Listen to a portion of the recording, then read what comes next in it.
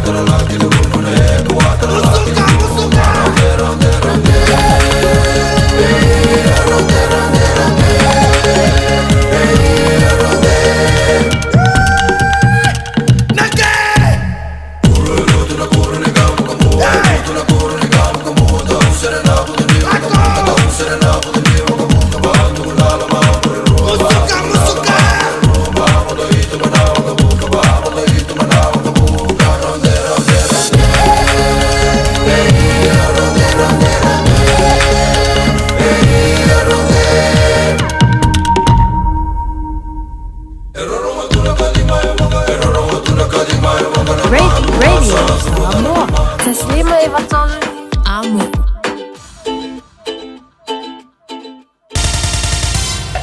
Usi mai alau whaafafonga. Telefon mai Samoa ia so taitasi. Ua au mai amo oe ona o le langolango mai a le talofa voucher. Soifua manuia lu tātou tunu o whaatalofa e lau whaafonga le nei a safou o tala mai Samoa. Ua whaasala tupe le whaamasinonga maua lunga le tō whaamaulolo tā vita a mosa. Ma isi matai e tōtoro le fio anga o whenga. Le ana whaamao nia i le whaaiunga le whaamasinonga ia te sema o le tausanga umawai. Lo lātou le usi ta ia leo le polo inga. E peona sa whaatonu ina ia tā ofi le toi whaioni ngā ruenga i whanua. O lo fina wai ma le fio anga o le au wā. O le polo inga na whaia le whaamasinonga maua lunga ia o ke topa o le tausanga lava na te nei. O le soruro le nei vai aso na whafonga ina i le whaaiunga. A le fionga le whaamasino sili. Le fionga sa tiu si mativa perese. E peo na polo ina ai matai na molia le tō whalea maulolo tā vita a mosa. O le fionga utu ta longa jali ulia. Ma le tō wha ia fata roketi. Ma fata wa wha i tolutasi. E to tongi le sala tupe lua afe tā la. Ile le sitala le whaamasinonga. Ia le si di aso e se furu wha. E amatatu le aso na whafonga ina ai le wha i unga. Ai le tutongi po kosta le whaamasinonga. E tasi le afe lima se lau tā la. Wa whautua ina le tū na whaasanga iai le tangi. La tau te tutongi atu i le tū na whauluina le mata upule nei tau whaamasinonga. Le tū lea ali i mawhai pule o le au wā. O le tutongi leo le ngai o inga na sori iai le polo a inga. Ai o le lima se lau tā la. O le tutongi leo le tālo sanga na whaulu. Na whina wai le tū na tua ia. Ina ia whaase ese le whaamasino sili mailo na tau aveina. O sua suenga o lātou morianga. I le tū lava i le tutongi ua whautua ina fo i le whaamasinonga le tū na tangi. E tutongi i le tū na whaasanga iai a lātou tua inga le lima se lau tā la. E mafua i le lātou tālo sanga na mana na oai. E whaofi se isi tālo sanga e mori ai se matai o whenga malo nā tani. Ma o se tālo sanga na te ena e le whaamasinonga. O ia tutongi uma ua whaeroa le whaamasino siri le lauina lana whaeunga. Wa tu awanoa ai i tūna awai. E whiutanga i e ala i a lātou lo ia pe tutongi ia tau pele ai. Ai le whaeunga wa au mai wa whaeroa ai e le fionga le whaamasino siri. O le tu sili o na tā ua na whai ai le polo inga. Ia tau sia i tu uma le nofo file mu. A o tāria se aso e fufonga ina ai le whaamasinonga. O whanua masuafa ma tā upu o lo o i ai. Le loto i fale o le au waa ma whenga. Ono se vaenga o whanua o lo tā ufi ese ai. Wa whaeloa fo i le whaaftai e le whaamasino sili. I le whaato e senga watu i nātu e maulolo tā vita a mosa. Ma matai na molia. Ona o ngai o inga na lātu whaatino ma fiai mea to tino anisi o ainga. Whaalia le fionga le whaamasin sili, o le tū tā ua lea ia teia, wa tau tino i lātou na molia le seseo le lātou ngai o inga na whaia. Wa tō atu nei le whaamasinonga sili le atunu u le lui wha le tū la whono, a le vaenga wha upu whai e pui pui a ia te tau o tangata, e peo na molia ai le pā le mia ma minstau le kāpeneta, o le vaenga wha upu whai o le wha tuatua i le atua Samoa o tasi, ma le fofonga feta lai o le pā le mene. O le autua le whinaunga le nei, ia ave sea le tofi pāle mia mai le sui whaipule tama e tai, o le tū malo wha pālonta o lo tofanga, le fionga le sao whapito, le fionga fia mea Naomi mata afa, i le maua le tū tālo sanga ua le eise wha atua tuanga, ona ua le o toi le pāle mia le nu mela furusia, o le vaenga wha ubufai o lo tū nei le foi.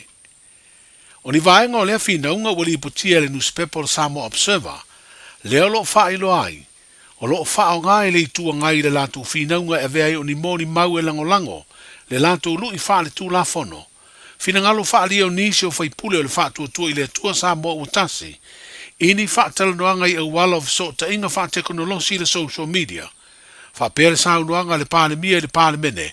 I le aso luas fultasi o Januari. Le ana wha ilo ai le wha i unga le whonga whatalai. E tu so le wha muto le toi e veo le pāle mia ma minstai to limora na kāpeneta. Ma sui aloa ia o le lātou pāti wha upu whai. O lo mau le whina ngalo le to ono o min sta wa ave sea malea pāti. O lo ave pea i lātou ma sui aloa ia. O le vaenga wha upu whai o le wha tua i le atua Samoa o tasi. Pe tai o mai le teimi nei, e le tu ina tu lava le whaam sinonga se lui, e ilo ma au mai ai se whaai unga o lea whinaunga.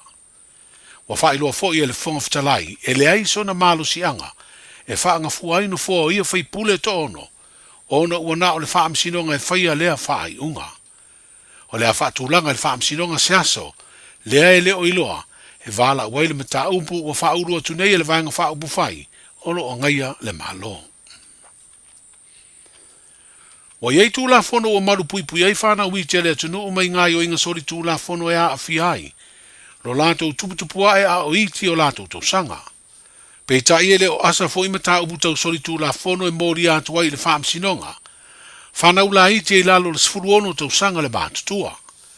O le vai o sonei e tolu ma ta upu tau whaam sinonga. Na tūtula iei le whaam sinonga māwalunga le tunu. Ni whanau tamala iti e le vea i le mātutua le sfuru whama le sfuru lima. Ma ua whaia iei le whaai unga e ave o lātou morianga. I le whaam sinonga o tupulanga televou. O nei le ma whaia le whaam sinonga māwalunga o na tangawhia o lātou sori tū la fono. O nei la iti tele o lātou tau sanga. O le tasio i lātou ia lo tua ia le whaatama ia le afi po le malai o ni waa whangota se tolu. Na taula i le wafu i sale le longa. O le isi o tama i titi o lo molia ni sori tū la fono tau nā koti e fiso o tai i le pauta whaasaina o le aisa. A o le isi tama i titi o lo tua ia i ni sori tū la fono tau whai ainga po sexual offenses. O le whonga ino lātou morianga le whaam sinonga o tūbulanga televou. E le mawhai ai e tusa o ai ainga o lea whaam sinonga o na a wai le vasenga o tusitala e lipotia o na tauru manga. O le mafuanga o le pui pui leo le whaam sinonga ma le tū la fono. Ia fianga o tūbulanga la iti e a fia ini morianga tau sori tū la fono. E tasi se mata ubusai ai se whaatananga le whaam sinonga ni tau sanga utua nai. Na a wai tusitala e lipoti tauru manga o le ngai o inga sori tū la fono na tupu. Na fia i se tamai titi ni tua inga o sori ngā tū la fono tau whai a inga wha malosi. Pei ta ina matua tapu o na wha ailoa, so se wha mtalanga iloa ai le na molia, wha pea le na fia. E whātau sanga le a wha soma iei le porkalame o tālunga le malo Australia, mo le Pasifika, le Pacific All Sports, lana viso soani tupe tasi tesi ma le whamiliona tāla Samoa, po le valu sila wafe tāla tupe Australia i le fuafuanga, e ati na e aile au laka pi teito a fitu o tamai tai le manusina. O le whaafitai lea le ofisa siri o le laka pi Samoa, le tō whase umanu Douglas Ngau Jang i le malo Australia, e peo na velo na komisina mawalunga i lo tātu o tunu, na te wha mautu lea fiso swani. Whaalia le ofisa siri o seanga le lei, e una i ai se tūlanga mawalunga le tau mawhai atu o le manusina, i ofi le tāmitu sanga le rolangi le laka pi teito fitu, le HSBC World Series, ai mai si fo i le tau mawhai atu o le au teito fitu o le manu Samoa, i ato e ofi i lea tāmitu sanga. Wa whaalia le komisina mawalunga o Australia i Samoa, le sunga i a Will Robinson, o le fisoa swani rona malo se whailonga vai a lea. O le ngalu lue whaatasi o Australia ma le malo Samoa, i le ati na ina o tā longa, o se ave fua tā ua moa tunu e lua, ai maise o te tonu o le Pasifika. I le piso la au o le pulenga o le lakapia Australia o whailua fo i le langolongo mai, i le lakapi Samoa ina ia au sia e alo ma whanau o le tunu, se tūlanga mawalunga i le tā longa lakapi. Whailoa ia tai au mo le tau alunga o le tau tua le nei vai aso, soifua. Malo soifua, o le si ufufonga Samoa, Radio Samoa, tasilima iwa tolu a mo, se kia Radio Samoa.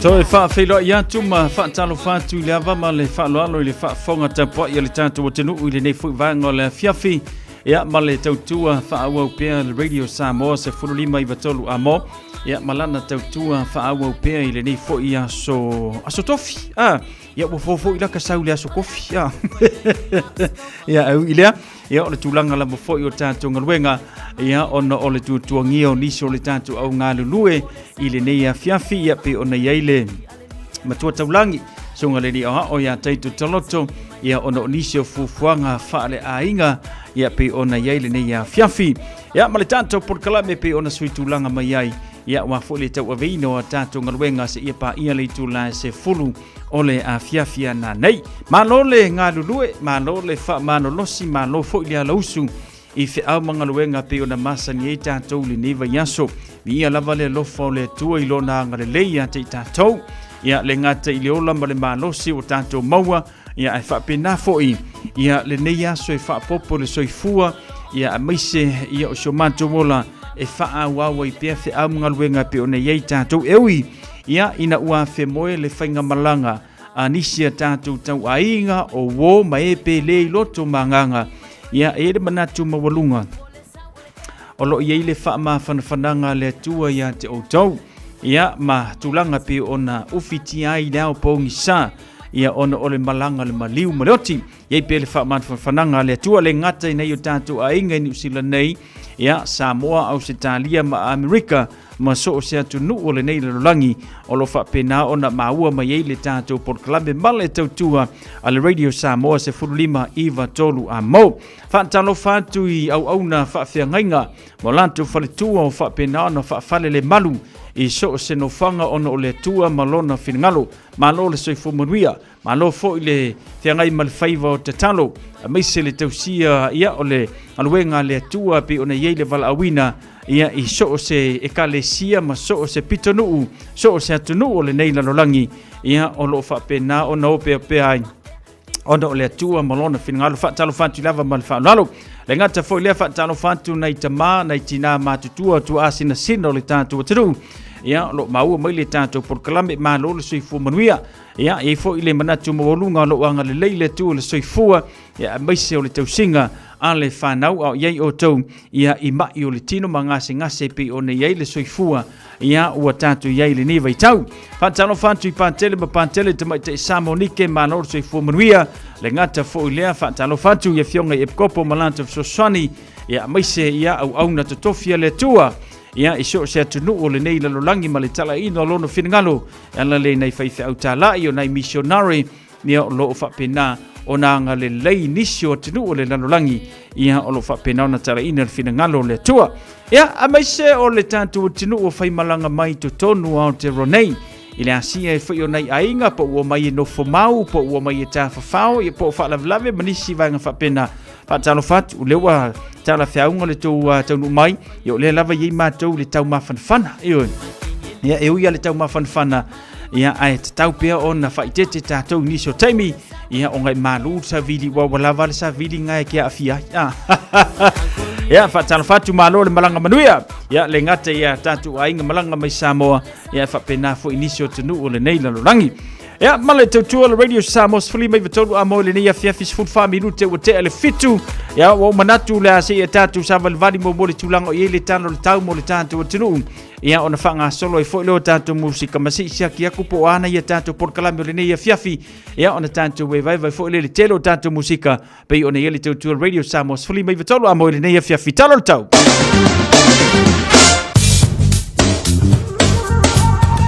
Whangasolo la talo tambo tātou le nei fiafi male tautua le Radio Samoa i on whangasolo i fwole niso tātou porkalame whaatulanga ino le nei fo ia fiafi. Whaatalo whātua lau tala neo le tau mule so male aso atai au. Wingo le tau mule so e au wa le nei aso ma e to ulva vasalo ai nei timu i le awa uli. E whaatupula ia le angi meo savili ma i tu sifo o le atunuu. Vevela whamawina lua sifulu ono tikiri ma le malu lua sifulu iwa tikiri. O le a ngoto ifo le lai le afiafia na nei le sifulu tolo minutete ai le tu lai valu. Mo le aso atai au ma tele ina au o le aso ma o le ai nei timu to ulu i le tai au. Whaatupula ia o na angi mai o savili ma o le whapena o na whaalongoina le angi mai o savili mai sauti si sifo i le awa ulianga i atu le afiafi. Vevela whamawina e luasfulu ono tikeri ma le malulu e se fulu iwa tikeri. O le au soa ele la le tai au a tai au le tolu minute i le tu lai fitu ma o le angoto ifo i le se fultasi minute te ai le tu lai valu le afiafi. O le utala na le tau mo le somu le aso a tai au. O le waingana talo tau mo le tātua tinu ia whapena sauni sau whainga malanga mo le tātua tinu o Samoa te le lopo wha a wau pia whainga malanga ia ai o lo i le tūlanga no lo wā o le talo tau mo le tātua tinu o Samoa ia o le aso fo i o le aso fo i ia te le ina tau fia i le te leo a onga ia le ngata fo i lo whainga malanga wa ai le wāo upolu ia masawai po le motu tele sa la whai o no tūlanga lava fo i o le lo wā o le tūlanga le tau a tātua te talo i le tua ina ia whapena o na maua se tau le lei mo le tātua tinu e whapena o na whawau i pēr whi au mga luenga pi o na masani ai ia le tātua tinu o Samoa a whapena sauni lo whainga malanga ia o le tala fo i lea whapenatu mo o e tau tua nālu saunga le mu ia ono lo wale tulanga tau mo le tātua tinu o Samoa a whai mawhala au ngai e tātua ainga io hai mawhala au nei o tātua ainga Samoa po o keima le tala le tau i le nei fo ia so tofi pe o na tātua iai male tau tua le Radio Samoa sfulima iwa tolu amo ia i le nei ia fiafi se fuluana minute o te ale tu la e fitu ia male tātua porkalame pe o na se mai e tātua o le vau filifili o Samoa.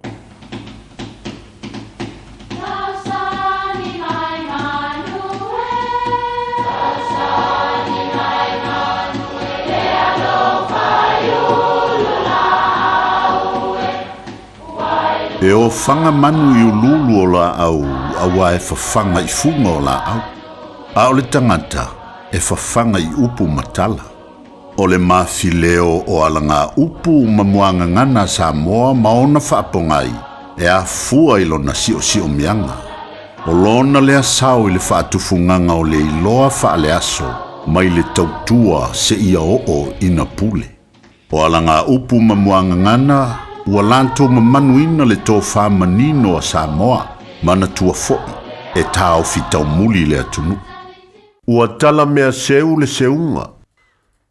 Ao i le taimi e tā liwa i le seunga i whanua. Ona talai leo ngaa ma teu upenga po o mea seu ali seu. O upu e whao ngā e whai uai se saunoanga, ia po ni whetalainga. A toai ma mo ina ia toi fasila whai manuia. A whai e tala mea seu le seunga. Ma whanto wha i alofa le tua ma taita ina le whai ngā malanga i le manuia. A wai ai le maangao ma le maantui. I le ala e lama tia ai le soifua. Talo sia foi. Ia ta apea fatuati. Ua tala mea seu le seunga. Manuia lau whaasausaunga. Talo fa Samoa wa ule nei o kasu tialu a wale suia le ngila wa le kio a eva mai ina se fudu lima iva kolu amo Radio Samoa bevela a siava tu pe Antonio ia male fa popongo le tanto por clame le napi o nei nei vanga le fiafio le mau fa Samoa moni mo le tanto tenu ia fa te tu fo sunga ia siava mo le tu fa te si o le tanto por clame le nei fiafi sei sono fa popongo ile aso ataia.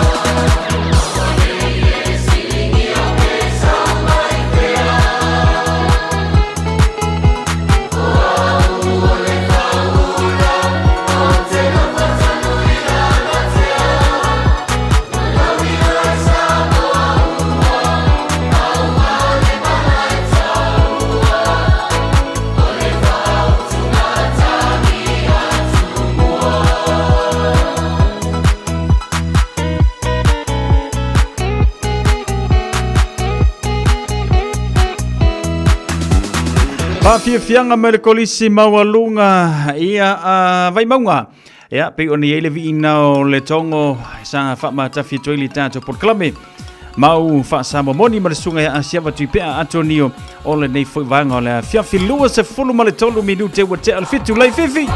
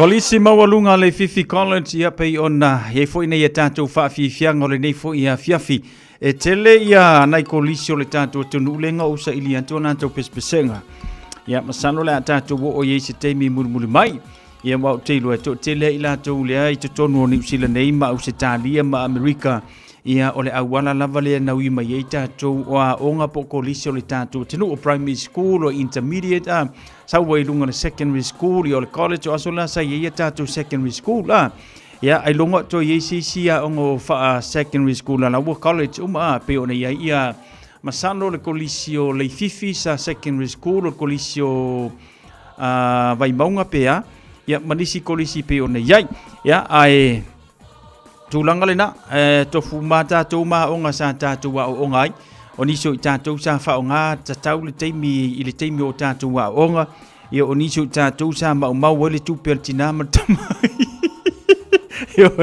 mai mawere kupenga o ngai ia oniso tatou sa lula o nga aru ki ke pas ia oniso tatou sa lula o nga aru ka ale makeki ia pe aru ka faul matafanga ia o mea umana tatou te toi mana tuai nei vai teimi o tatou motu mai male tauna na toe fa solo i leo mafaufaunga pe na mai la wa onga ia pe sa le leila wa miu le onga pe sa e fia kama mamafa i le onga ia ai uila o tulanga le nasa i tatou Samoa e isi fu isa uila onga ai ola mai le onga ia matulanga pe ona ai le ala wa tatou mai le nei atunu Wakako koe mo mia mo to ya lula on ala kar sa o ia ai fa fetaia ile nei tu no male na tu no mo le teleo o ava noa me fa yona tanto to o ai to polisi ko polisi le tanto ma fa wanga wole le on me mongia ka ko ia sa fa kala le ya o ngai samo a leo mai nei o le ano lo fa tu na ia tanto ainga ia malo le fa yo fa malo fo ile nga lue mana lo fa ni tanto ainga pe ona yele nei vanga la fiafi ole I tatala ina la laina mona tanto fa marianga la sfana mla so soifu se yo fa tano fa tu ne tanto bo ma paanga male ni au va ma lo soifu maria le mafuta mele ni fiafi fa tano fa tu ma lo soifu maria Amelia Mikaele fa tele fa tasimele ni fiafi nita saulo mai Mount Wellington Alo fantu nita fa tele fa tasimele ni fiafi lingata fole weta susta le mafuta mai lunga le tanto YouTube channel fa tano fantu weta Jau soya asiava atoni tu pea malole malanga manguia. O vai ako makaukia le menga wa yese usa. Ya malole onsa ya siava malo fo le taliau. Pa taile lo fo malanga le leo le tu na watali lo mana malo fanonga. Ya watala feaunga le lei. Ya malitulanga pe ona e fa sauni ai le tanto por kalame. Ya malitulanga pe ona yai alo fantu. Sina leo malole se fo manuia fa talo fantu fo ya media Mikaele marvaenga.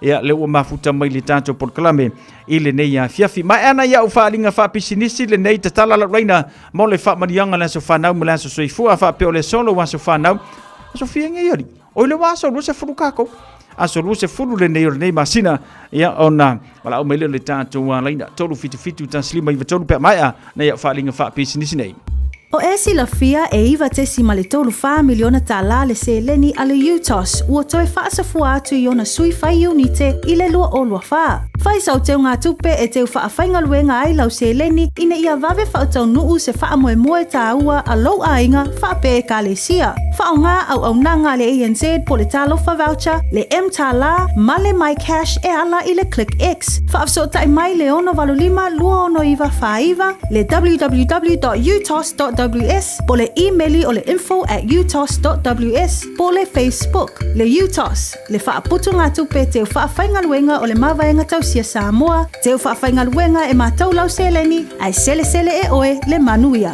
O mana umie oe po se siolo a inga se fisosoani tau whemalanga inga moni usila. I mata au poe pei o le vaita mai no whanau po ngā luenga. A whai o lau tali o le ioe, wala au loa Ken Ferniho o le Fern Immigration Services e iailana lai sene, ma ua silia ma le se fulu 5 tau sanga o lana tau tua.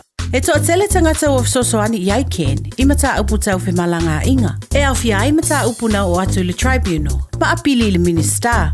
Tanga iane i le matou Facebook, ma le upenga te whailangi I moli mau. Mo nisi whamtalanga, wala au mai le Fern Immigration Services, ma tala noa yalu isa, I le oiwa, lua ono lua, tolu lua lima tolu, lua ono lua, tolu lua lima tolu, po le o lua tasi, tasi lima tasi, o lima. Talofa Samoa, o Atishna Ryan, o le Licensed Immigration Advisor mo le Auckland South Immigration Consultants. E visosoani mo so se tu ai ngā visa e malanga mai e New Zealand po Australia. Telefoni mai nei loa I le o valu o tasi ono valu wha fitulua. Po le olua tasi ono valu fitulua tolu o. E le whaingo fiele toi fui anto whanau ia onga ona o le taunga tau le sui fuanga wai nei. Ai o te peraina le Digicel te whaabitoa e te ono marumalo ai I whailonga ta I 5 se lau tala cash e se fulu e se ina yaso for waile te tasi e 5 whailonga ta I 5 se lau tala morisila 5 whailonga ta I 5 se lau tala mo au se talia la fonelo sau tapa lusu tala pe siniatu mo soga varoa I te ono marumalo ai e te anga wa fo ipe a whaongale au nanga tanga le ClickX e lafua i le sele ni i le MyCash a le Digicel. I Samoa fiti tonga mavaruatu. E ia inga o le reifa apitoa mo nisi whaamtalanga a siasiane i le digicelpacific.com. Sekia Digicel. Tasilima i watolu amo. Radio Samoa. Lewa tulai male tanto taimi le wanti lua se fulu male fitu minuto na taan leo ole valu. Tolu fitu tasilima i watolu laina lewa titala tumo oe pefa peole solo waso whanau na vala umeli ye tia ufangama fu ilunga le tanto Facebook page male tanto YouTube channel. Tanto email le on air at radiosamoa.co.nz. Manuelo lus fulu male tu tausanga amelia mikaeli ngai kedi kai iwe ngai whako e lufulu tu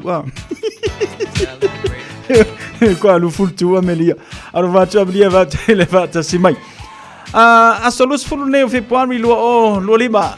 Tanto amelia mai ya se yo sia kia kulunga le kako wa msingi lea. Pe isi tanto email yo fa manu yang ole so fa now. Ye email ye ole so lufulu tas. Ya te lo le wa au mai na ya fa manu yang ole so ta ya ya le manoa ini se yo ole so lufulu mal tas tatu le ole so lu se fulu.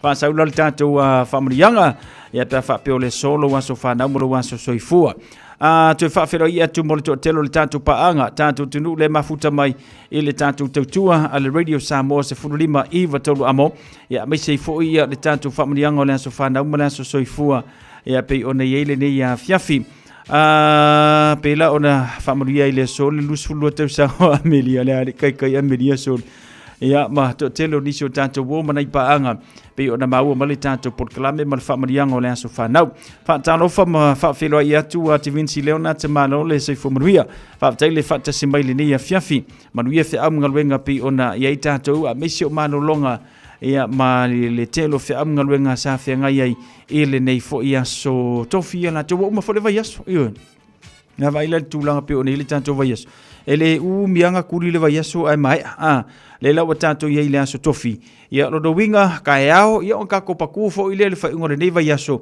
ia matulanga pe ona ia le fa maina o le nei vai aso ile lo fomranga le le tu man tu fo ile masina popu le nei pe ar masinga ngai ngale lusu valu ia aso pe masinga popu wa ngai or kausanga akoa ia le la umale tau masina nei pe o aso fo pe ia por verso na tu fa mai ka ko sa valia lo ia le fai unga o le amatanga o le masina fo vai le vafi ia wa mata fo ona tanto ta pena ile tulanga pe ona ile tau malulu pe ona masani tanto Lua se full 5 minutos na tane o vanu lanto fa manuia ha so fa na maso so fole so happy birthday to you manuia tele lua so fo manuia so fa na de nei fo vanga la fiafi mai le pulenga mana ofenga radio Samoa Flima iva tolu amo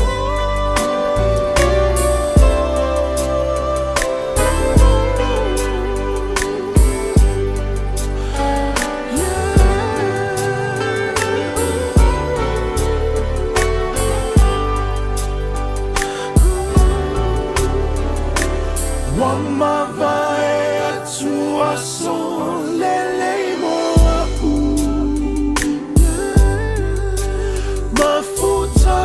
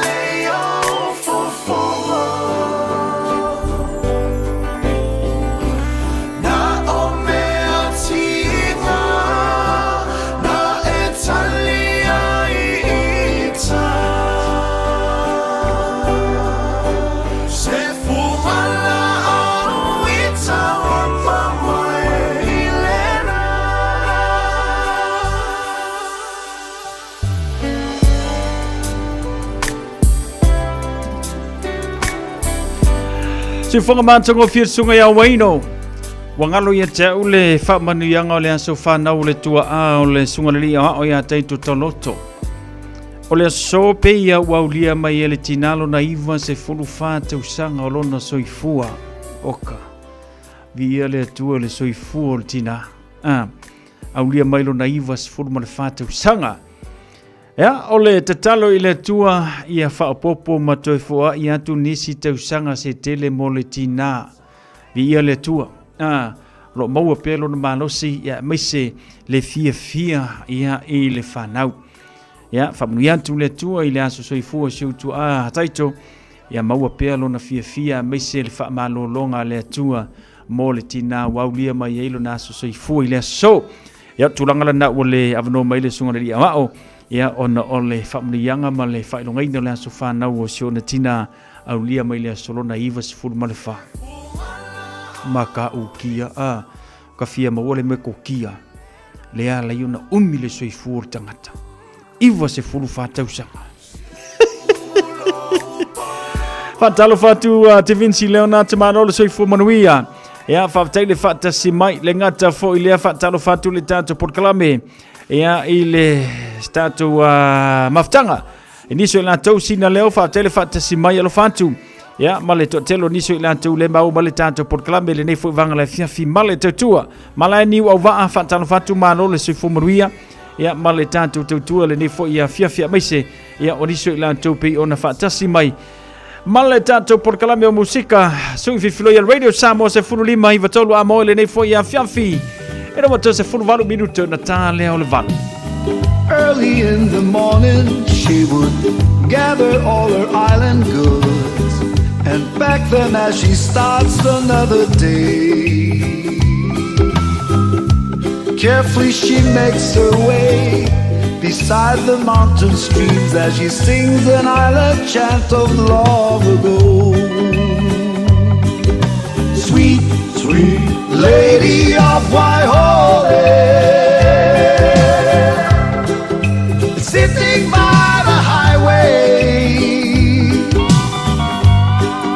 selling her papaya, green and ripe banana.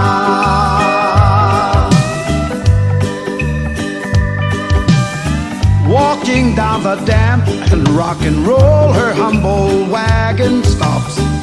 She watched the sun peeks through the valley skies, smiles and wipes her sweat up from her brow, continue moves on and starts her journey through the highway rising sun.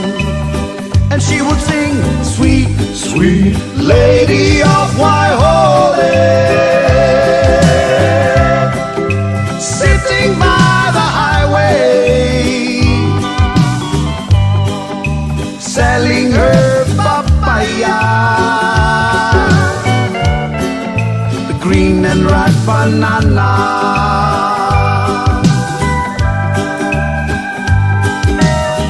Later in the evening she would gather all her island goods, pack them as she ends another day. Carefully she makes her way beside the mountain streams as she sings an island chant of long ago. And she would sing now, sweet, sweet lady of Waihole,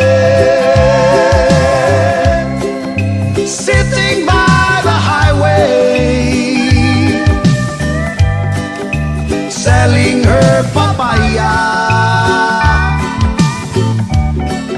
the green and ripe banana.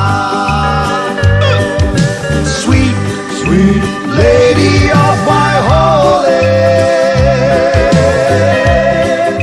sitting by the highway,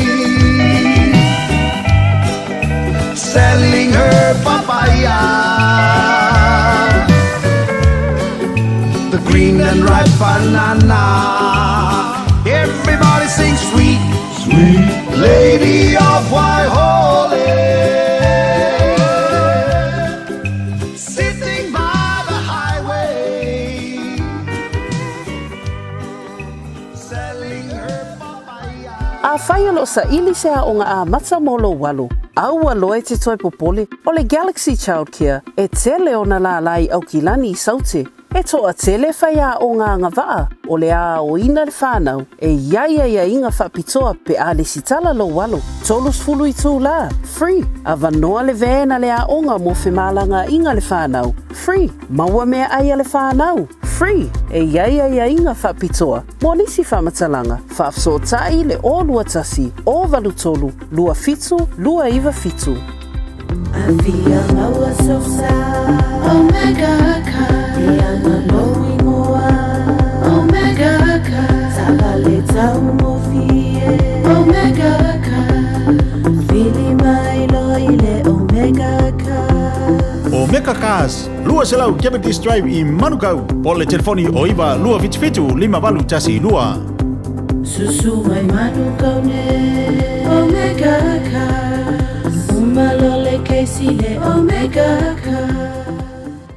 Talofa Samoa, o Ateshna Ryan, o le Licensed Immigration Advisor mo le Auckland South Immigration Consultants. E visosoani mo so se tuai ngā visa e malanga mai New Zealand po Australia. Telefoni mai nei loa I le o valu o tasi o no valu wha fitulua. Po le olua tasi o no valu fitulua tolu o. O e sila fia mea e whaatino e mawhaiona e umia iso fale motu le lumanai. A whai fo I iso fale motu, o e sila fia mawhaiona whaatino ni isi o fuafuanga e whaongaire equity o lo fale. A wane e misiere por kalame o le malu I fale. Ia fiafi o soruru taitasi le se fulu e te aile whaa. O le a e sila fia ai au wala e mawhaiona e umia se fale motu le lumanai, ma au wala e whaongaire equity o lo fale motu e whaatawai se isi o fale. Le por kalame o le malu I fale. Ia fiafi o soruru wa yaso taitasi se fulu e te aile whaa.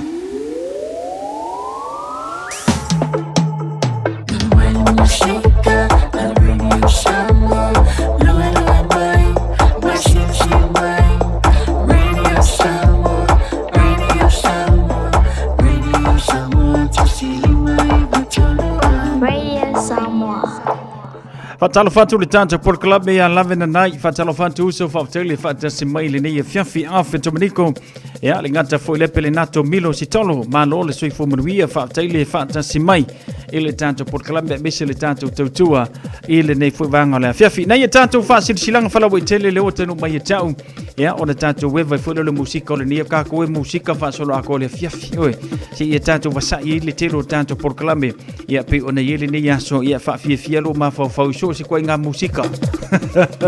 O le nei foi a fiafi o le anso tofi ana tau e wha mai ai fe amunga luenga pri o na masani. E tato wha silanga. Wha silanga mo mua le wā filifili ma le tato tusi o le songa. Awani ngalo saulo mingo le tusi o le songa. Wha tasi ei ma le lolo mingo le wā filifili. E maua I wha lupenga o Samoa I sisifo tutuila ma manua. O nisi o tāla tu o Samoa o ala ngā upu le matawhai o I le matai le whaingo wha lavelave.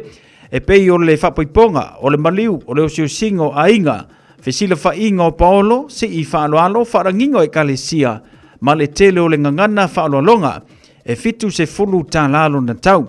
Na le ofisa lava le Radio Samoa, I le tolu ono haupa le avenue I Manukau, e mawai, morisi whamatalanga wala au le lua no lua, tansi lima I vatolu, lua no lua, tansi lima I vatolu, petanga iane, I le shop Radio Samoa, .co.nz te whai mai yeisa oka.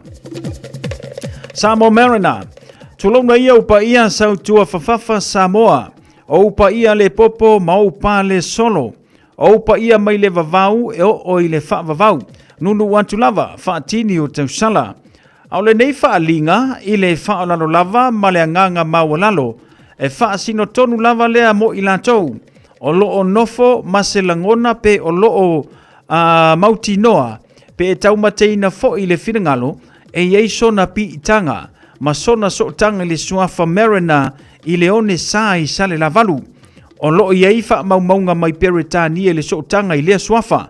O le awha iei se tanto mafutanga, I le aso toa na I lua se furma le lua o Februari, I le fale sa mamona, fa ono Great South Row I Papa Toe Toe. A fio mai e sa ili lo ngafa ma lo fa asino manga. Ta losia ia tātou whelua ia I le lofa o le tua. Whaamalamole mana tua mai sau light plate mo sa tātou I puti. Mo nisi whaamatalanga, whaamalamole whaafso tai mai le telefoni o lua tasi, lua tasi tolu, lima valu ono fa. O lua tasi, lua tasi tolu, lima valu ono fa. Ma le whaaralo tele lava whaafitai o Tuyoti muli anga tele marina. Ono sai nia le tātou whaasila silanga rena. Whaasila silanga a inga sa lua fau. Mātou te whaatulo watu I lau whaafafonga anga Samoa. A meise upa ia sau ngata. E le paupauina whaatupe muli. A le taula fonga I sa mātou whaamatalanga. A wā upa ia e mai le vavau e o I le whaavavau. Tulou na lava. A e whaamanatu atu suli. Alo ma whanau a meise paolo mangafa. E malu eisio mātou a inga. Sa lua fau I le pito nuu o tā fito I mangiangi. La tātou mafutanga e whaia I le itu lai lua anga I le wha. Aso tō nai mua masine tolu, lua o lua lima, I le maoto le te fono. Se fulu ma le wha pe salo place o tara. Whamanmole, mana tua mailau la fonga e whaia I lou fina ngalo marie. Ma sau play te mama, a wasa tātou wiputi le na fiafi. Anga le leile tua te iantulo o tau soi fua ma so matobola.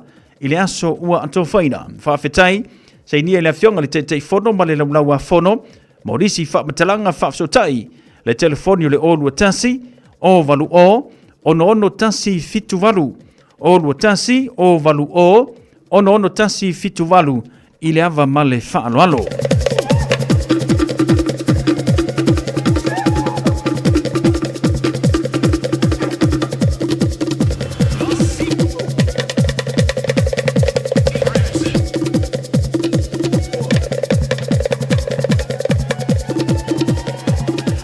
Ya, ona ia tātou whaasilasilanga lana le utanu mai tau le nefoi vanga le fiafi le tautua le Radio Samoa se furulima iwa tolu amo a ieni si vanga te fia malamlama atili ai mwhaiona ewa lau mai I le tātou telefoni lua no lua tasi lima iwa tolu lua no lua tasi lima iwa tolu ia e maua le lei le tātou au whengaluenga ia ma whaafsilingia I nei vaenga le na ia pa ieni vaenga te fia malamlama atili ai ala lea e nei e tātou whaasilasilanga whaalawa I tele ia madisi vaenga e te fia mo miai le tautua. Paula nana e tātou whaasisilanga le utanu mai le nei fuibanga le fiafi ia ma le tautua le Radio Samoa se furulima iwa tolu amo ina ua tanu mai le tātou teimi I le toe fitu minute ona tāle o le itu le valu. Petiki manisi o whaafifianga mo tātou ia ma vivi ingo le fianga o sale aula. O se mita mitanga sililo uagaga wa o wasiasia tuyo Oh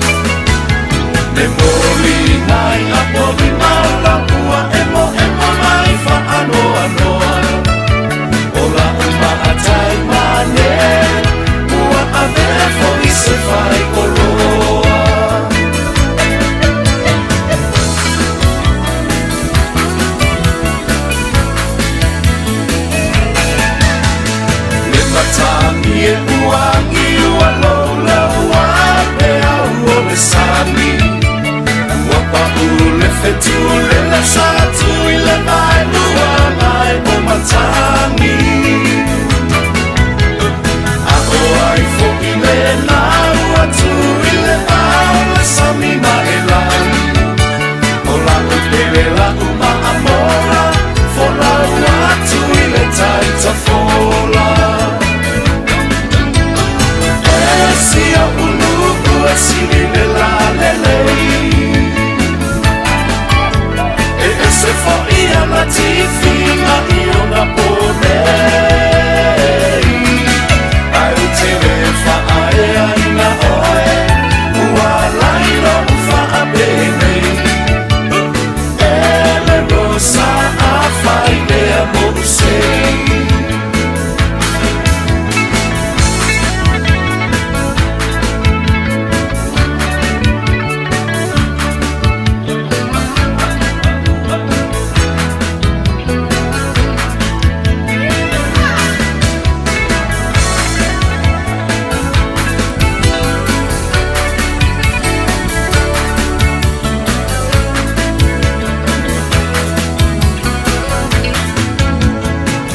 Nai whawhiwhianga su whiwhiloi mō tātou i le nei vanga le whiawhi.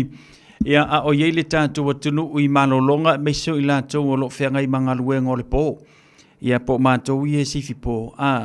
Ia te leilo po le se teimi e mānawa o isi e mānawa le se fulu lua. Ia masalu peo i le whale le ono le tae au. Ia o nise mānawa le lua. Ia mataimi whapena wa o nei atunu i ese umataimi e amatai. Ese fo i teimi e mānawa ai. O te leiloa pena maua se teimi e te matamatai. I le whaatalatala noanga le matanga luenga a le malai wa lele o le tātua tinu o Samoa ia ma le tātua tinu. Te leolo o toi pose lilo le vaenga le nai le whaafunga mai. I le mataupu pe o na tau mawhai le pūlenga le malai wa lele si tia le tutoni o ka paka i tutonu o le tātua malai wa lele ia a Faleolo mawhangali. Ese mai le totongi masani pe one yei tātou e 5 tala. Sa ova aiala le to atelo le atunu sa lolofi atu e fia whaalini o lanto manatu le mata upulea. Ma ole e mawhaia no uwhape o se laupasene o ilatou sei totonu.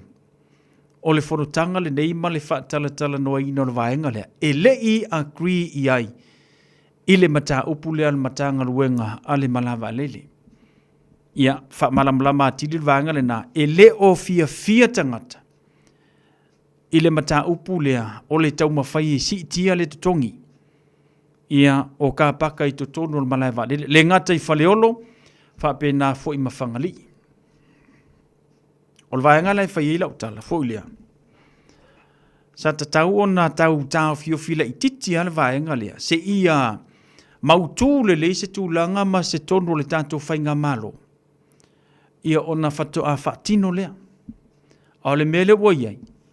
E ki ngā anga whaalongo mai pū o kalinga o le ave vesi le whainga malo, mai lo iai se toa file mu le whainga malo le tātou tenu le teimile nei. A o lewa a mata o na oi tua i le atunu. Anga whapea, aku whapea mai a mela koe palasi lalo le kau or kāpaka. Ia oi se a le langolango inga le nā wha moe. Ia tele le mea o le mele mo le teimile nei, le aise si tanga o totongi, ia ai alu la ko i runga le kau o soifuanga, kau o loa. Whaatasi ei la male alu watu o le tātou mata upulea le mtanga luenga o malai valele. I le tau mawhaile si tia le tau o le kāpaka i totonu o le tātou malai valele. A whapela na mo se teimi te mai moa mai matamata i ele ai ma sesi o le atu nuu. Na fia i ai le mata upu po le ngaluenga po le mata upu le vaenga lea. Lea na o antu malatou. Au le talala na o maua mai le pūlenga le malevale, le whai mai. Ua umona whaatatitia ia vaenga i tutonu o le malevale le. I le teime si i tia ai ia le tutongi o vaenga nei. Ia. Nga e aru ese mai masamo, o le taimi muli sa e tutongi ese tupe ono tā la pe fie tutonu o malevale. Ngau sawa uia 5 kala. O koe aluaku 5 kala. o koe sau 5 kala, o koe aluaku koe 5 kala, koe kiki whaafia se fulunga kalu o le 5 tāla lea. A o lea lai toe o maila o li ia whai mai o le a toe tala noi la tunu e toe si I lunga le tau ar kāpaka. Whaatase ma le la fonga, sole. E lea se nga ma le kau al pankiki. Alu lunga le kau al pankiki. Kia lau kule pankiki, singa ka mai pankiki Mera ngā o kua whangiro maa kule ai. E le koe mai maua sau ka la e whakau se pankiki. E kele me o le alu lunga le kau al pankiki, a ka lau koe mai pankiki sa asili e pe anga awangi I parua se pankiki. I le mera wei le temele nei, le wa tātou malamlama umai le tau le soifuanga. E le ai lama sesi, o le tātou watu nuu le sai ei uporu. O fia hele maka upo la wali ia ngā kumalako. Ia kele me le se vaalele. Ia o le simala e vaalele la le sa whaika ilo i ele iai ma se vaalele wa kūra wile ele ngā mala e vaalele. Masalo ai o nai vaenga ia le ka mo whai e kau whapalengi mai ele tupe nā luina. Kailo iai ngā o soka I ka mangaku. Ia au le tūlanga le wai ai. Ia wa mokua maka ukia.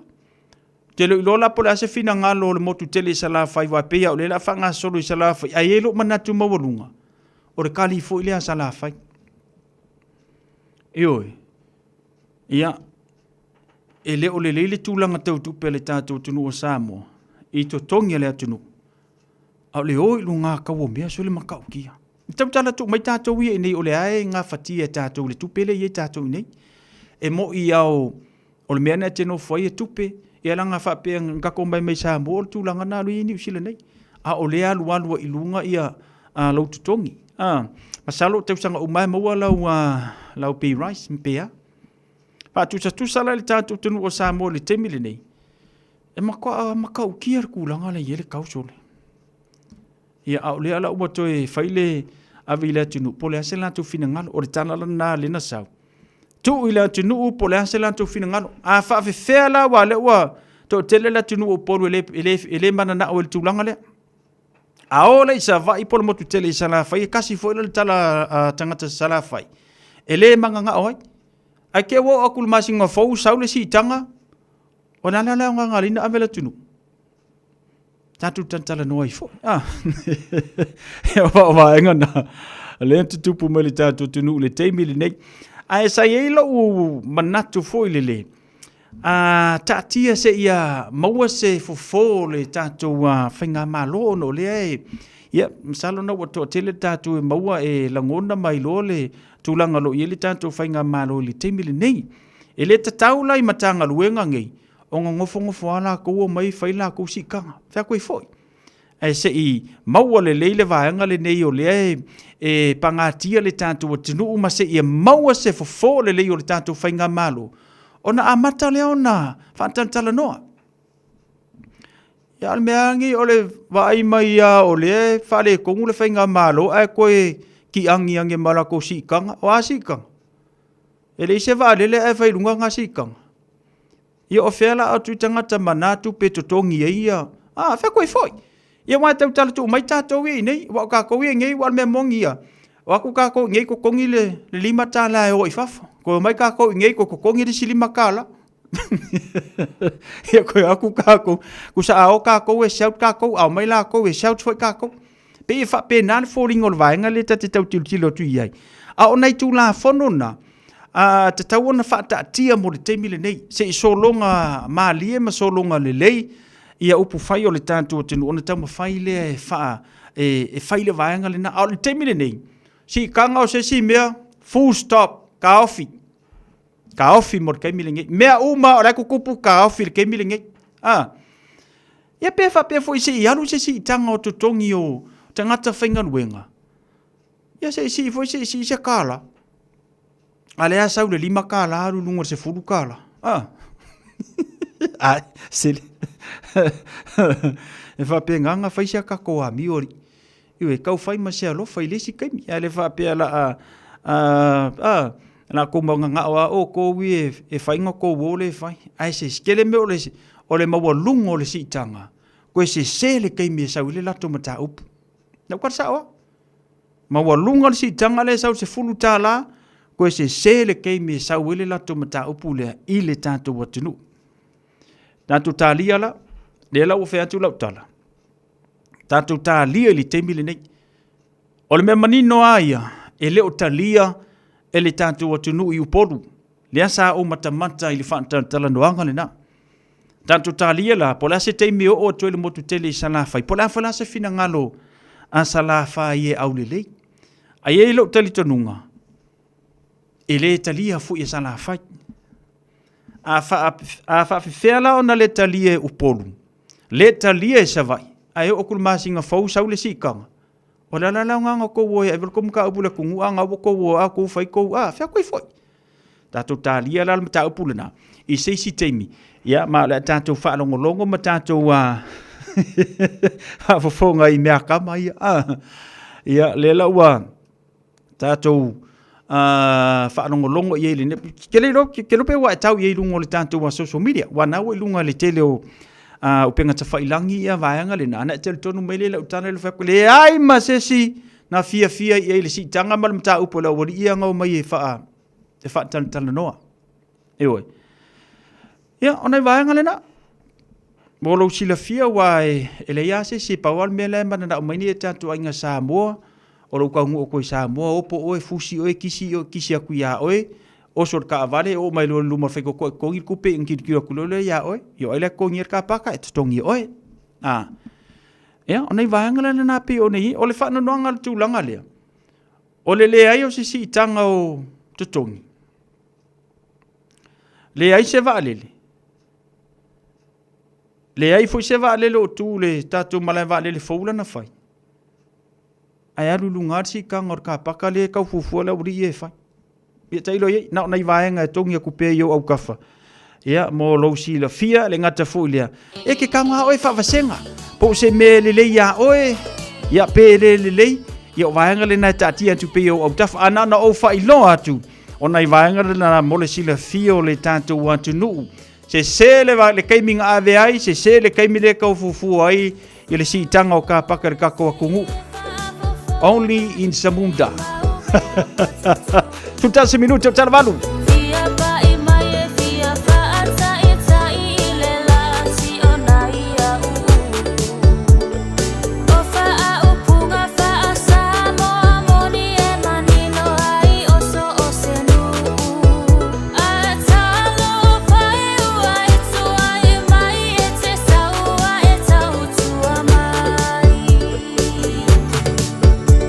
Samoa, I say if I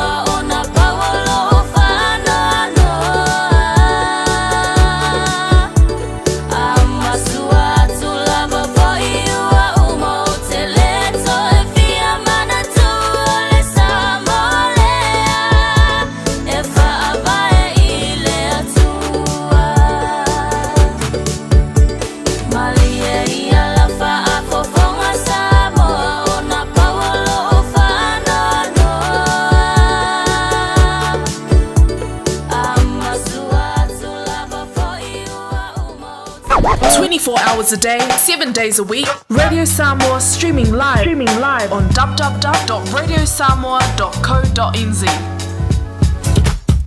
Nā pata inga lona lua mō mātua o Pepe Phone.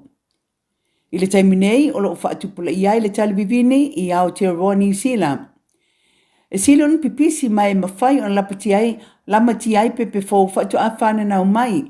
Ai mai se lava i le ono vai aso mua o le tu ina ma le tina au la ititi tele mo le tui. O lea a whai o le tina po se tausitama caregiver o le whai o le tui pui o lau Pepe mai le whooping cough i le taimi te tau o le awala sili le nae pui ai mai le pisia infection ma whaiti ai a fianga o le wha mai. O tui e le se tutongi mai whaia pe a ono vai aso le matua o le Pepe Phone o na tue whaia le tolu masina ma le 5 masina. Ia whaafso o tai lau fo mai masani e wha mau pe poka aso mo tui pui. A whai o misia le tui mua lau Pepe po tui uma a wal popole ai tala noa lau fo mai. Tātou pui a tātou oloa po taonga sile o na tāua. Tau tua nā le tui pui immunize. Tala noa lau fo mai whaatuatuaina i se taimi vave. A whai alo sa ili se a onga a mata molo walu. Au aloe te toi popole o le Galaxy Childcare e tele o na la lai au kilani i saute. E toa tele whai a o ngā ngawaa o le a o ina le whānau e ia inga whapitoa pe a le sitala lo walo. Tolus fulu i tū la, free. A vanoa le vēna le a onga mo whemalanga inga le whānau, free. Maua mea aia le whānau, free. E ia inga whapitoa. Mo nisi whamatalanga, whaafsotai le o lua tasi, o valu tolu, lua fitu, lua iwa fitu. Jana whanawha Aotearoa, ua te talaina nei le waunanga e veni, mō whaatangwa i Aukilani New Zealand. Numero tasi John Coulter Drive, i le Auckland Airport Shopping Centre. Tau whatawhatonu lava le warehouse ma le countdown. Lau whale o fulau iloa le e veni, Auckland Airport Shopping Centre. Radio Samoa, tasilima i watolu, amo. Radio Samoa, tasilima i watolu.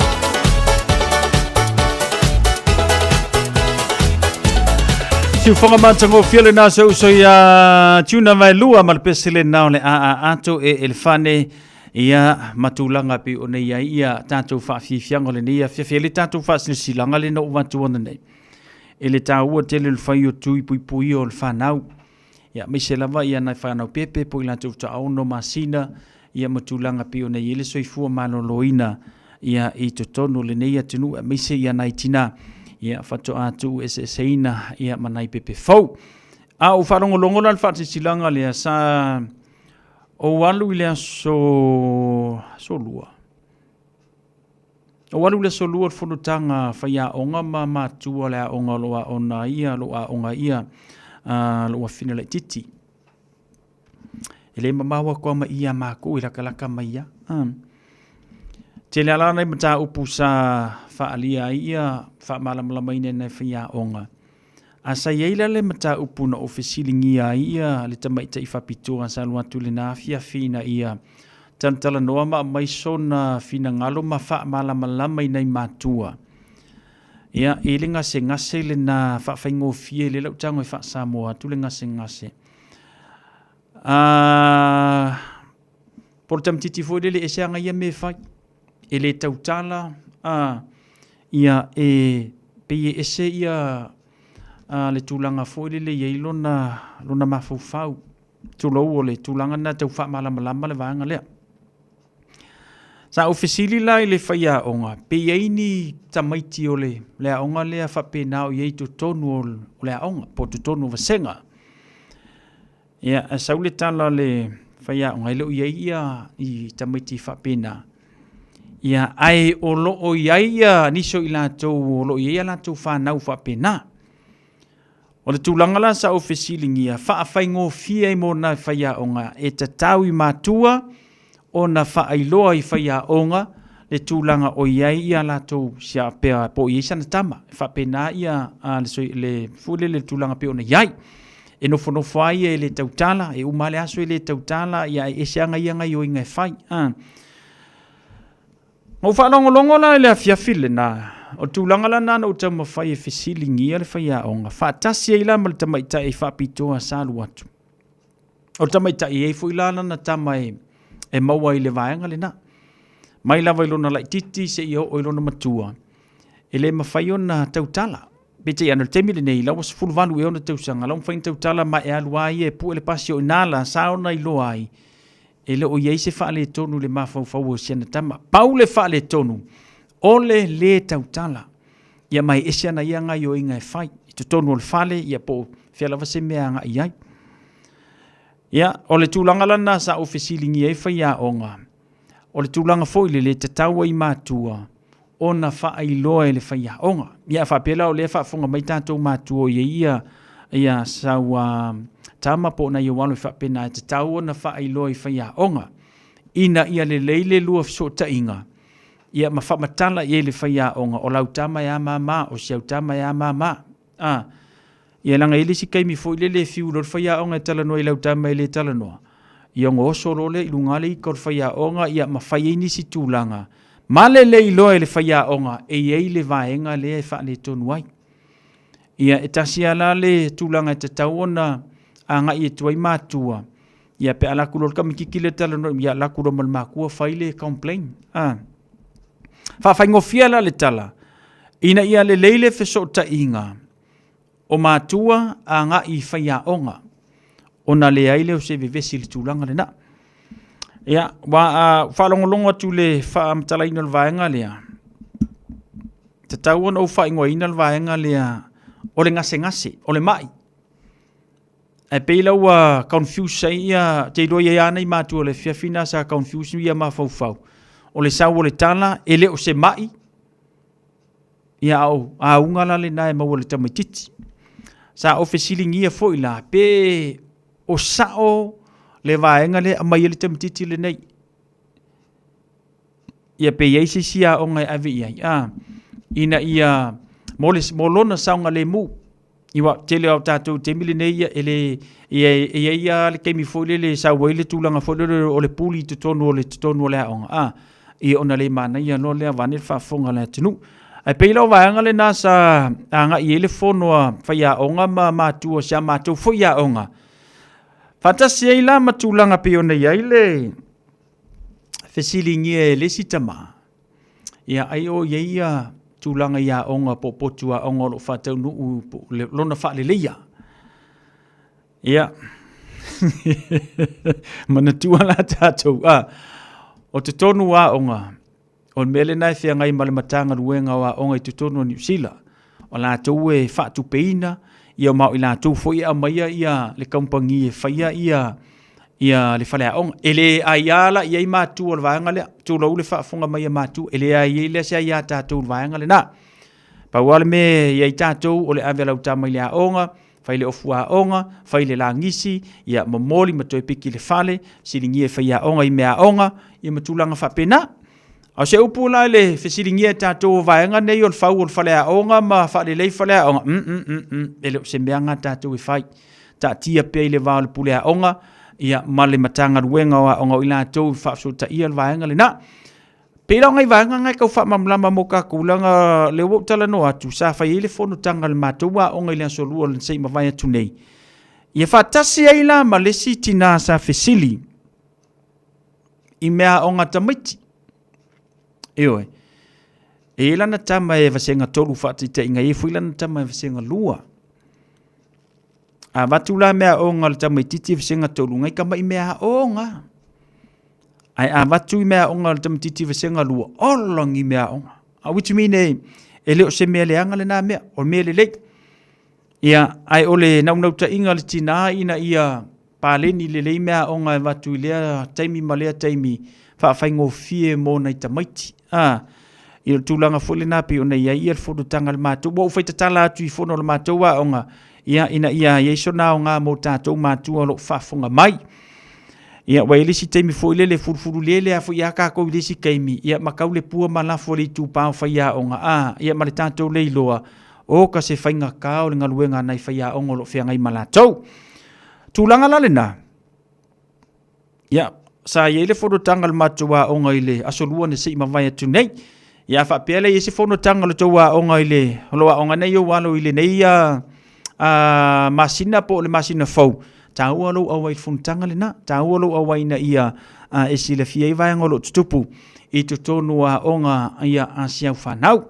Ia matulanga pi one ia le tau mwhainga alo mwhanau. I to tonu o potu a onga.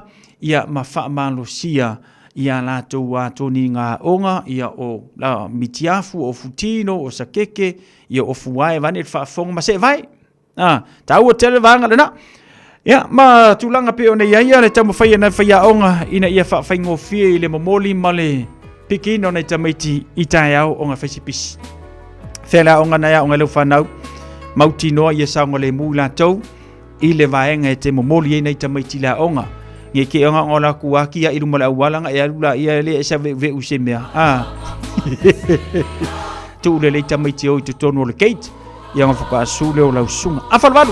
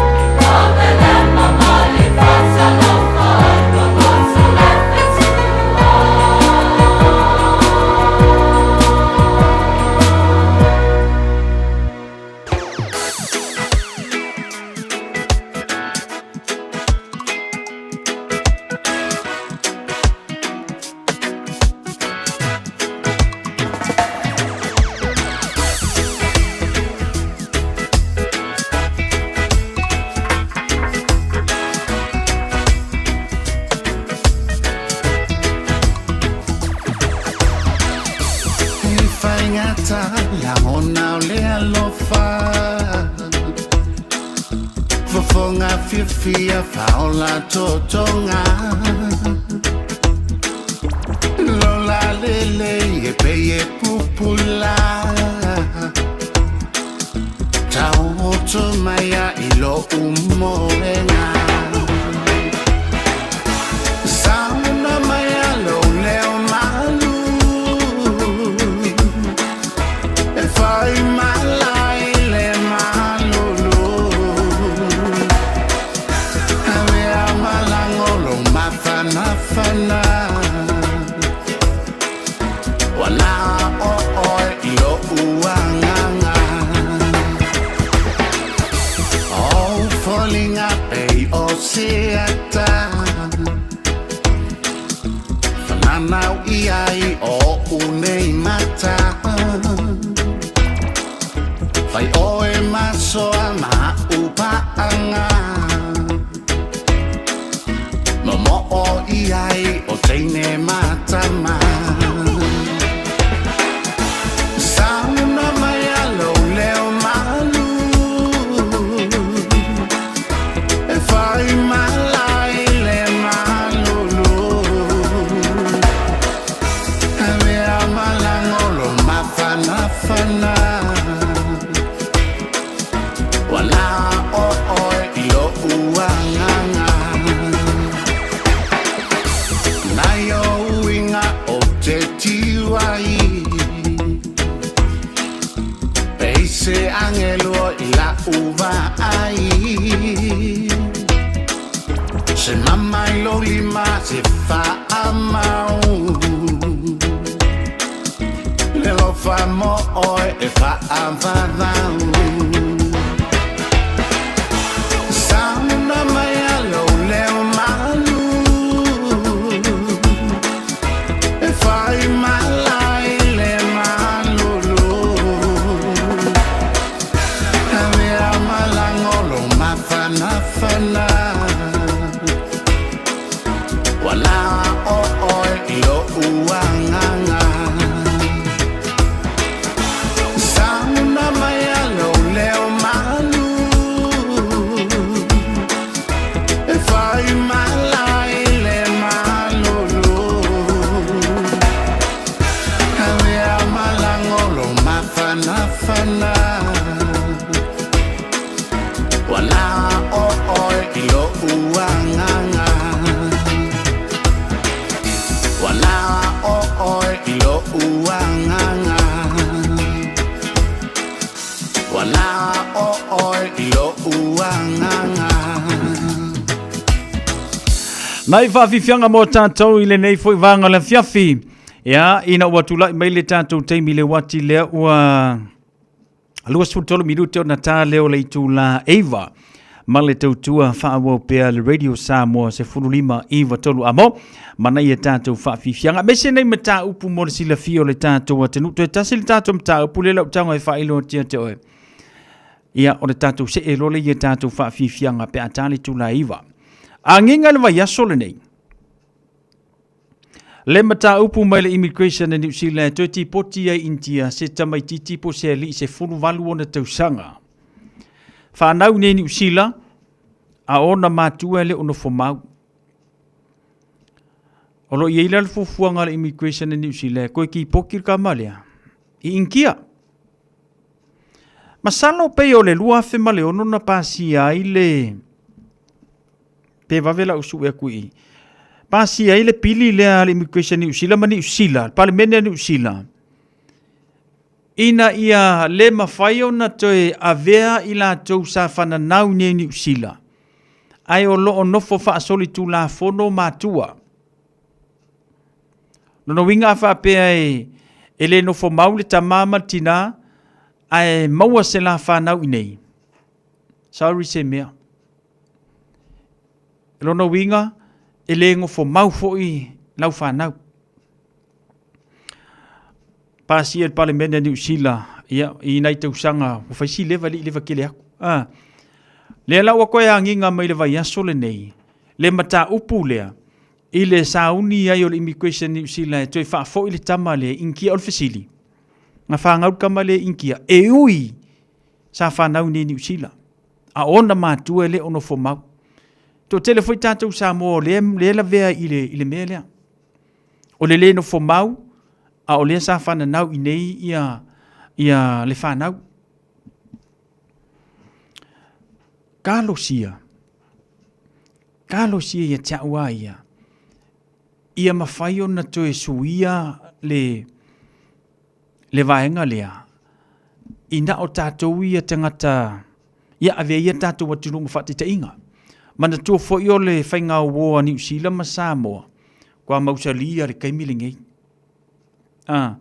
Ai talo sia ina ia mawhai o na toe tatala mile avanoa lea.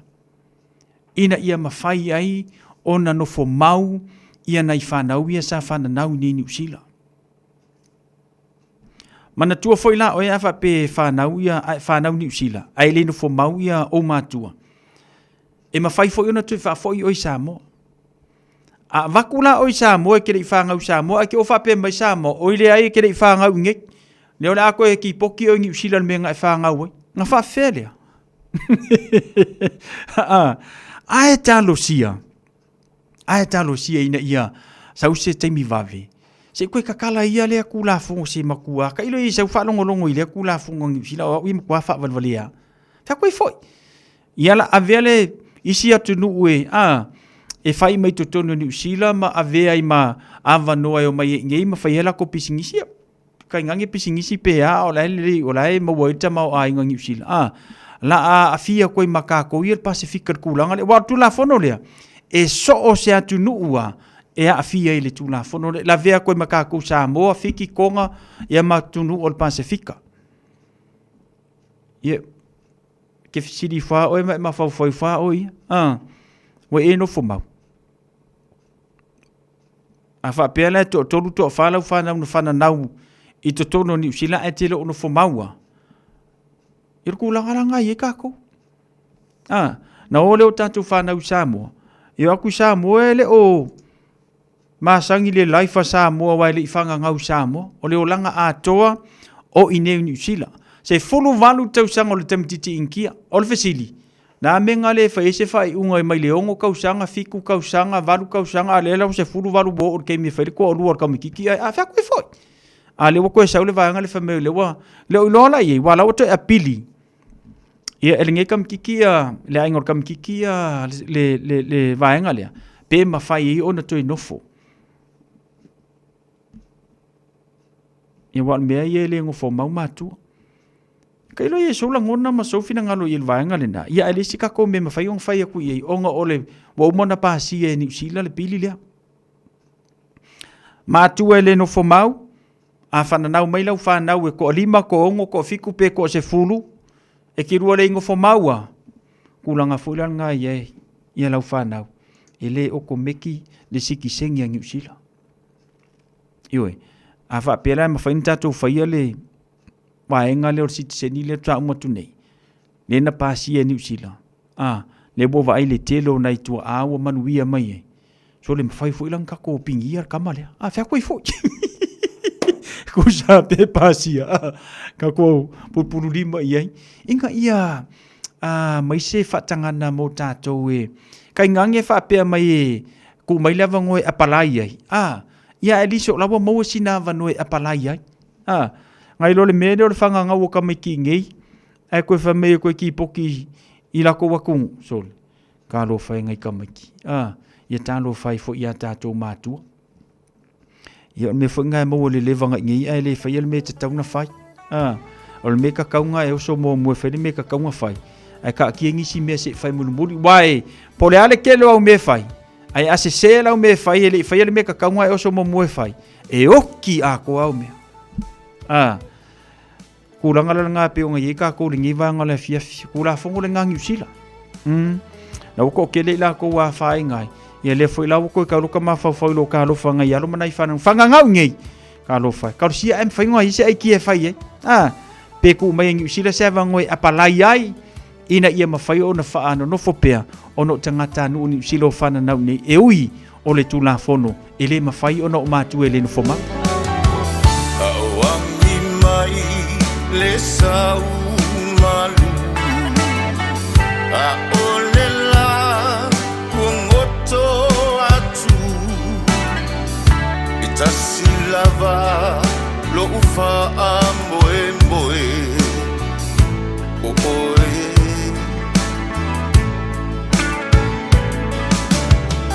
le lalolangi ombo onga e wana oe yo uma faunga au lava lo ufa amboe mboe oe e mo mia oe olo utaya manino e mo mia oe e a vai lo utino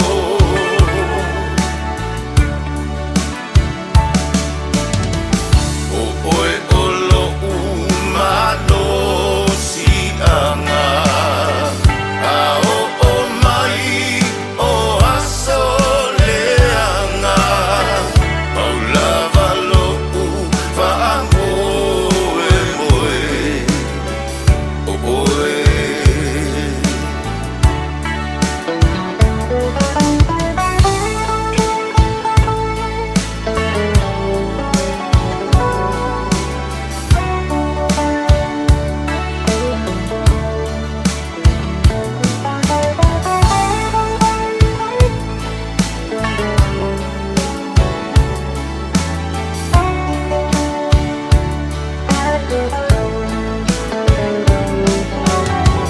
e mana tua pea oe lo uangu le mafutanga e whaavavau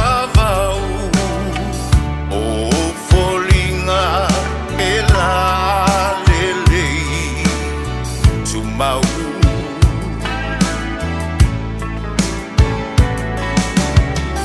o oe moa o a mo oe tasile tino tasile loto e paulava lo fa amore moe oe e mo mia oe olo utaya manino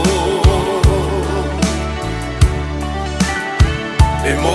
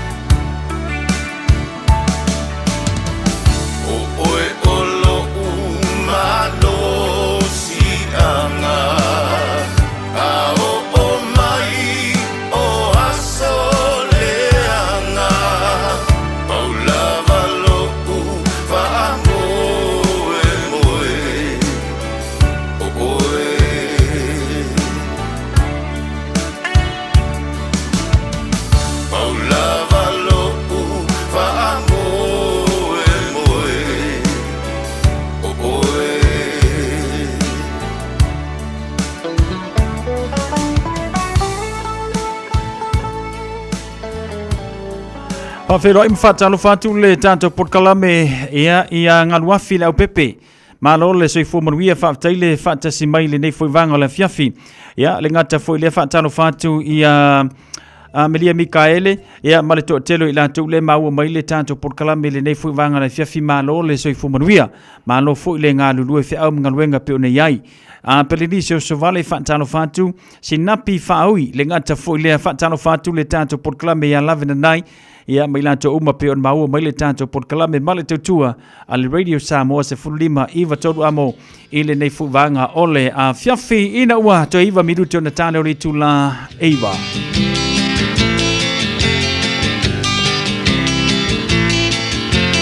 Mo ngai o lo wanganga ia liwe le nei vasa se iyo ua luatu tatu tala apa wele tai au se iyo ulele atua ilunga o au ele anga sole watu ai mai ole manuao iala upele iala upele ia mana tua ole awa kai vala lua ai savali awane I eto ete pa itua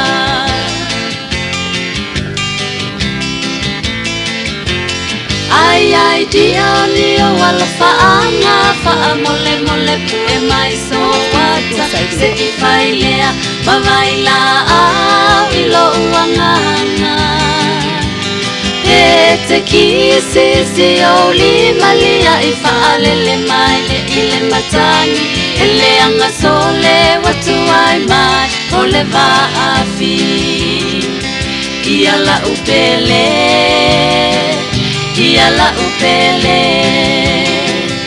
ia mana tua ole awa la vala lua a savali awane I eto ete pa itua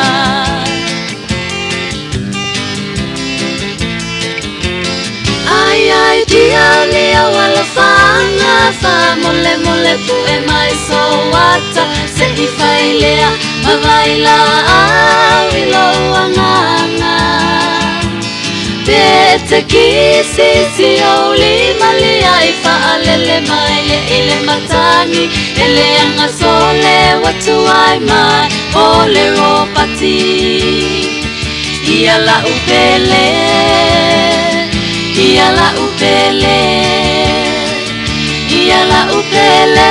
ai mana tua ole awa lai vala lua ai savali awane I eto ete pa itua iala upele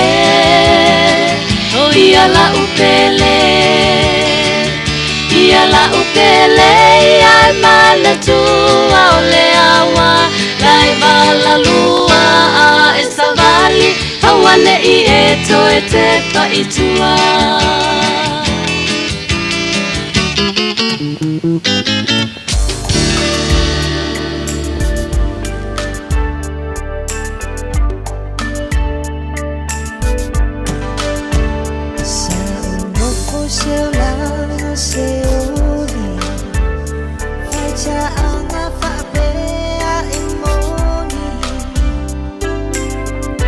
Jono asona, chuleva aya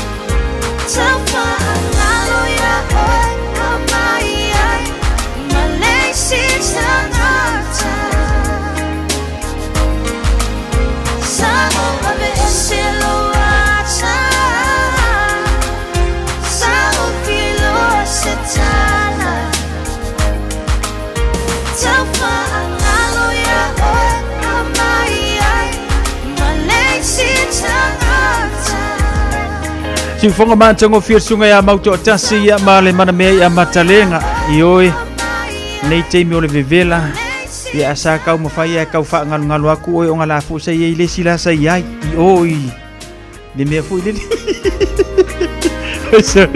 e maka ukia atalo fatu Mariana Lesa ya lengata fu le fatalo fatu Amelia Mikaele Marina Masanga Malo le soifo manuia le mau malitanto por kalame nei fene levi fa tele fatta si mai le nei fu vanga la fiafi fa le ulu Francis Sua Malo le soifo manuia ya malito tele nisio tanto pa anga le mafuta mai ile nei fu vanga la fiafi alo sina aati fa talo fatu Malo le soifo manuia ile nei fu vanga ole fiafi tatu tala noa ile vai ngale le immigration di si lama le tula fono fo ile ele mafai e ona o komekile no fomau sia utama ia pe afa pe tilu le no fomau tulanga na tauna anga i tatou sa ili awala mafai e ona fa tino ia o pepa no fomau afa pe mo fai ia kuisi awala e poloka mai ko fai ia kuisi mea io ko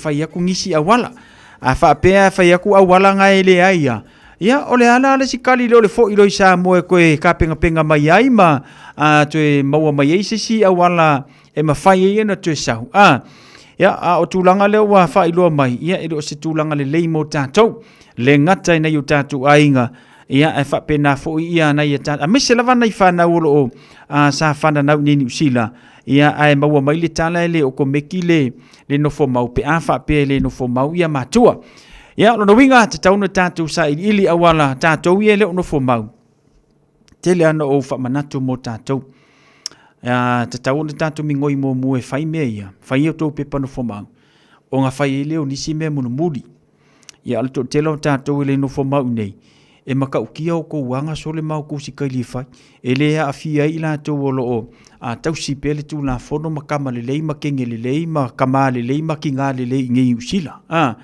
ya le mela le o ko maka ukia le ko wo a le a le ko kele ngo fomba a tu langa le na o le la fa i lo mai ia le ngo tu la fono bo le vona pasia a ele no fomau le no fomau la wava ai mau se lu fa nau ele no fomau fo ia ole popolenga la na mo ka ko malisi mea se ka ku mo mo fanga ngau so ia se fai mo mo ka ko pe pango fo maunga ka fiolai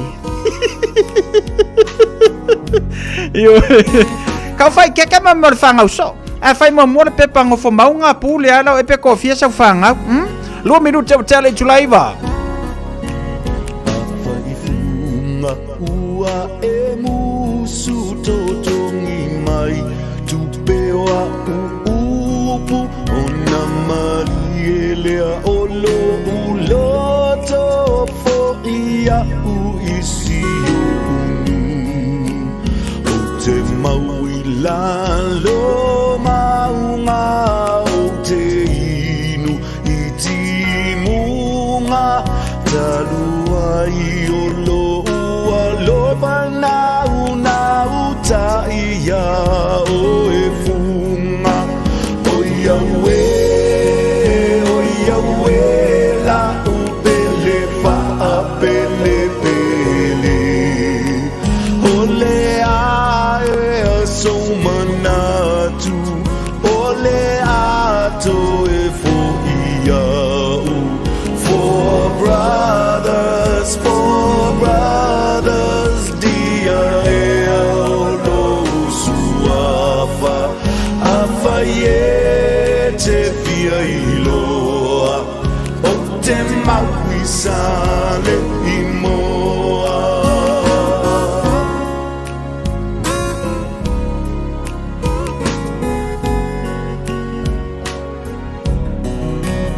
afaye te fia iloa o lo fa atoa se filoa enga tolo peise atua loa Epa ileva matanga tamalingi ai o ulo imata talopa i upu matala ua pae pae pa ama o Yahweh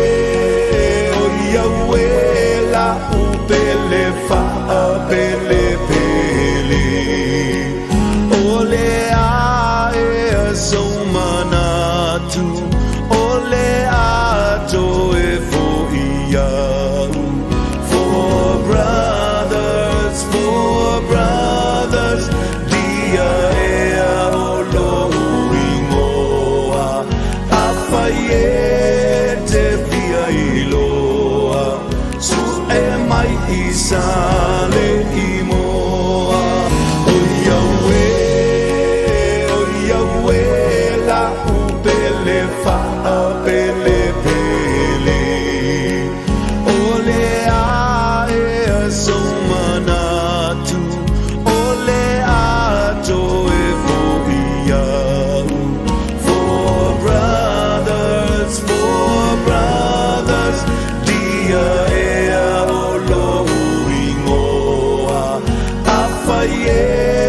te via iloa su e mai isale imoa afaye te via iloa su e mai isale imoa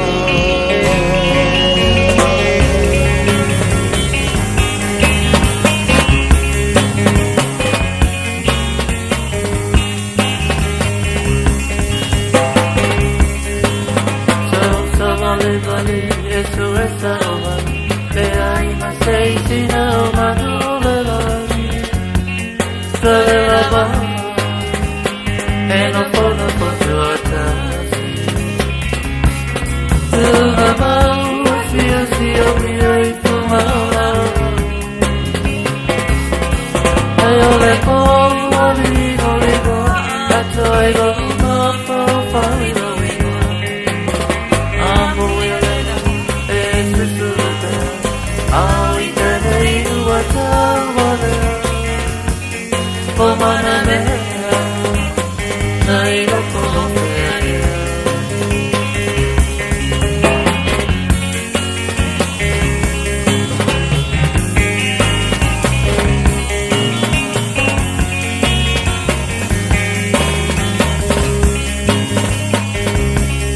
De Martina, while I spit up, while I'm on I open my eye,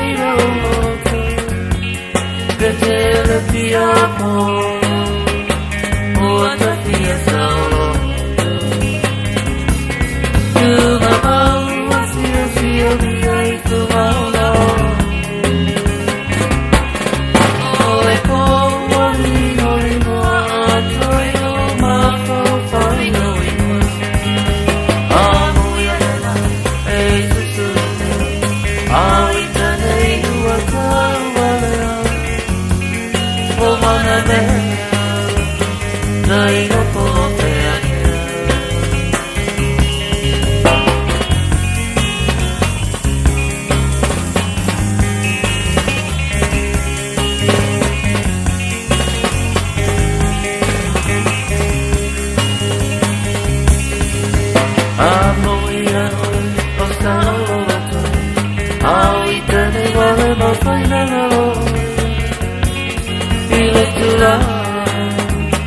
Be a better boy. To my mouth, you to my love. You're like holy, holy, I love my fire. I'm it's a truth. I'll eat the day you are for my name. Say no more, to the mouth, you see the eye to my love. They call me, holy, holy,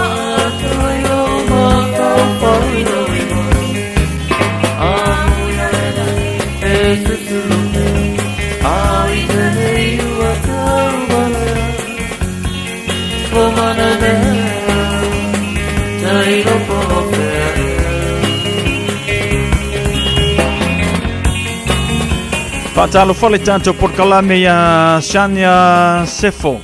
Fatele fata simai. Tangi lima a mosa. Fatele fata simai le fo ya fiafi. Le ngata fo le fatalo fatu ya melesete velio.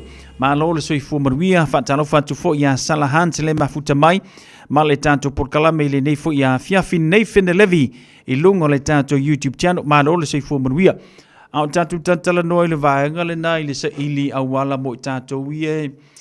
Fie fai pe pono fo mau. Wa pisi mai e mala ulaina. O le mele tatu tantala no ai e fatatau lea inai mātua e leo no fo mau. E leo no fo mau ni New Zealand. Ia ai maua la tau whanau ni New Zealand e le no fo mau fo. O le tali fai ngofia mo tātou. O le sa o le immigration na New Zealand. Tali fai ngofia le na mo tātou. O te lei lātou whaia ia mene o pe pano fo mau. Ia o te lei au tupe alu ai leo maua se tali fifia mo. Oi, le whapea lao le a le whaale au ngā ina ia ngaruenga nei nei fo i alo matama whanau. Ai wā me maninoa e to tele fo niso i lātou sa manuia mai ai. Ai mo tātou. O le anga isa o le immigration o le tali le namo. Oi, se fele tupe, se fele taimi ona e iloa i leo le me te tawana e whaia. Ia, whapea fo i te anga i le lo ia. E se lau tupe pei le lo ia. E se lau tupe pei le immigration. Ia, ai e ia iona awala e mawhai ona whaatino ina le lo ia. Ina ia whaafai ngō fia lau apalai. E i fo isi teimi e tele nai lo e le lo ia. ele mafai ona mo se tali fifia mo oe ana la koso ai le lo ina ia lavala na tupe o le tala le na le ale no featia o le tali o le sao oe a nga ile immigration e maua mai na le tali se felo tupe se felo taimi pe la ona i vaanga le na fa ngo fie mo tatou ni te wa la ku oe avela wa pala le immigration fa pe mari le immigration ma wala va no e ta pala melo no fo ma ole le record le ai ia matulanga fa pe na ona fa fie le oe o nga e mingoi lo le fai vaanga le na ia a fa pela te fe uia kui fa kwa e o le immigration la ka kirisimas ia mankuala o ia uia kui pe de kupe a ui o ia e pei ngai o lo le immigration e pei for immigration ai na i fa manatu mo tatou mana ia vaenga le na fa faingo fie mo oi o le kali o lo wa sa o le immigration la me ani ngai kam so fuoi isi mai le alu sa lo o ia avela wa palai o le immigration nai vaenga le na fa faingo fie mo tatou e ava pe foi wa sa le kali e family immigration te te foi so le o sa mo le kemiringi pe ia ungi usila pawalo ese senga o le ai o se kupe o isi foi kemi so le e ke ma onga mai ale kai o e po le ke ma onga ia sa mo kemiringi au ka ko ngai kwa e kango se me ka se me ai ngo e o mal fa le pongsa Sonne balla va mutu ale bali male fa ai tete bali le dana mai bali ta se fe Soy al folle vosi se lo go e oti le mna sa su ile ngai au mai le sa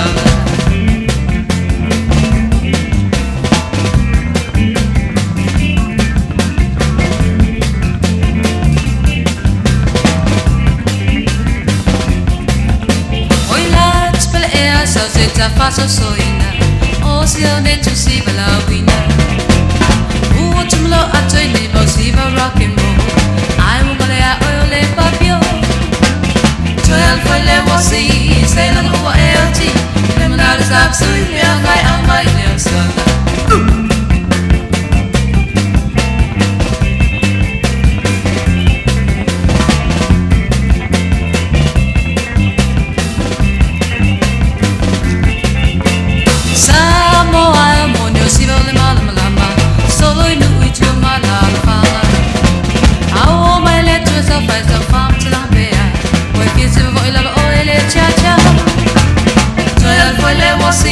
Se lo go e oti, le mna sap su ile ngai au mai le sala.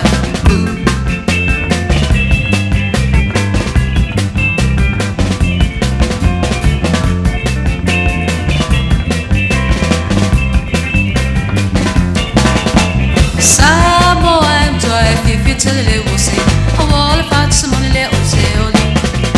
Baya es if my be was if my say it. I try my lower for finish. Le vosi, se lo go e oti, le mna sap su ile ngai au mai le sala.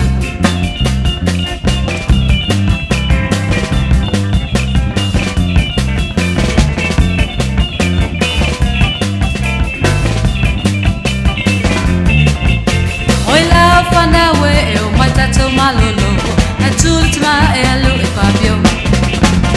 Asa we fi ai e o toto ai na, sei fala mai sei eu italiano Twelve for le vosi se lo go e oti le mna sap su ile ngai au mai le sala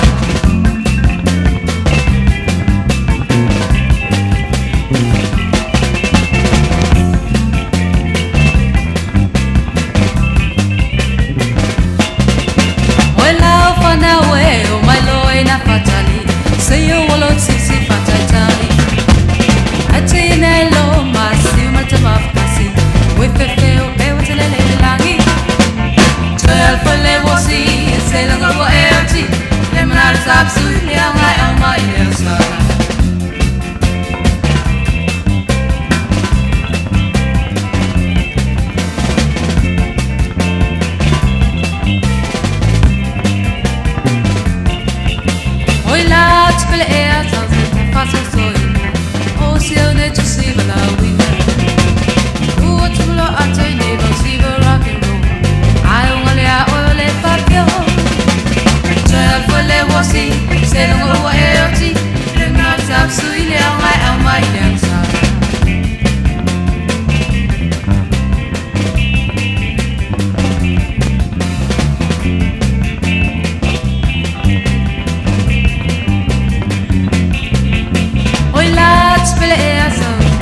vai e poa e na te un fai favale son vale la vo batale vale me le fa ai te vale le nana mai vale io la fa so al poi le vo si se no mo e ochi criminal sab su ile ai au mai ya sa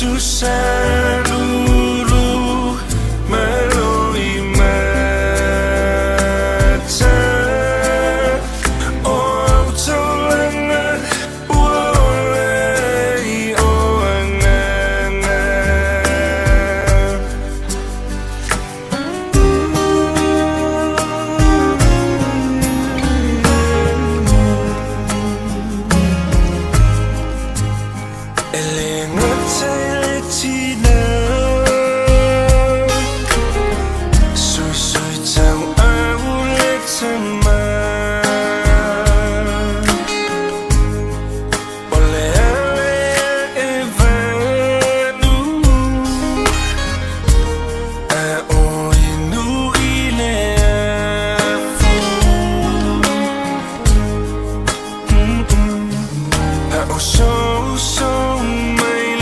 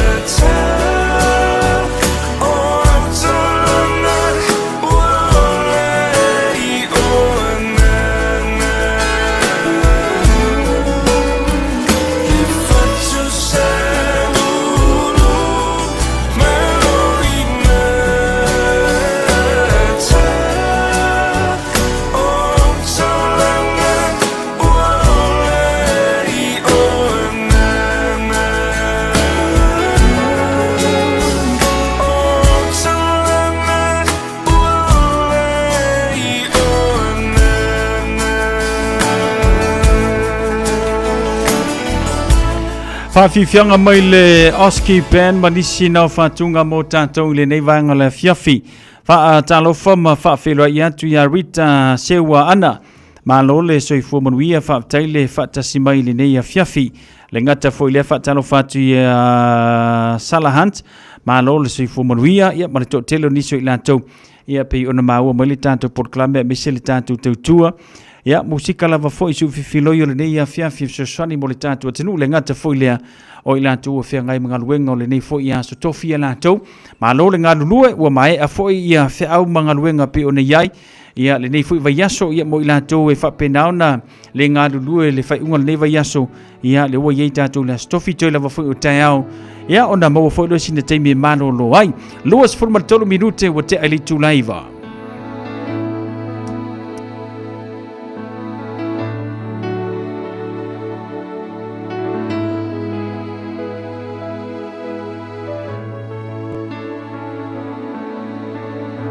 Sawi oila upele Boane mau tala tele Watu ilo ufatu Nalole alofa no avatu La au roi fapele pele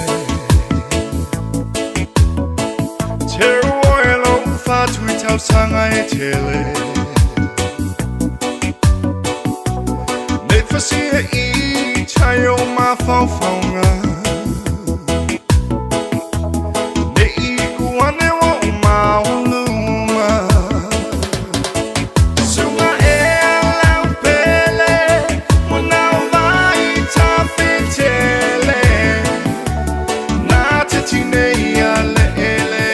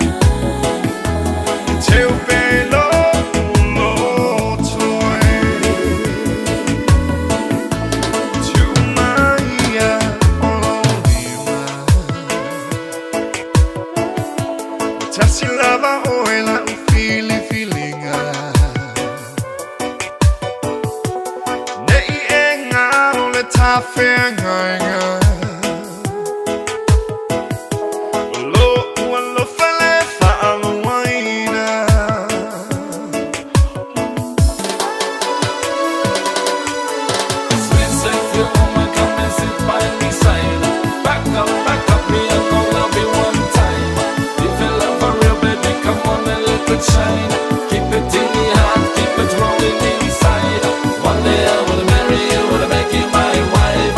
I will love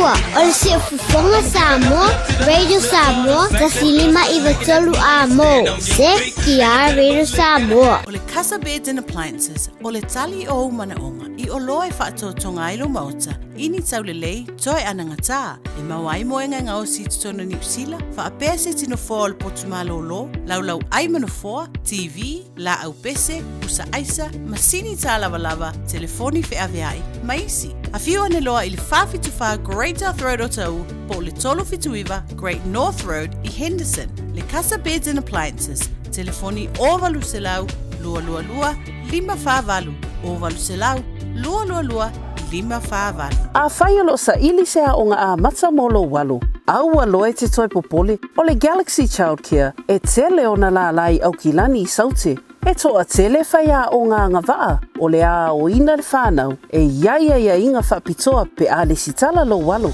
Tolus fulu I tū la. Free. A vanoa le vēna le a onga mo whemalanga inga le whānau. Free. Maua mea aia le whānau. Free. E ia inga whapitoa. Mo nisi whamatalanga. Whafso tai le o lua tasi. O valu tolu. Lua fitu. Lua iwa fitu.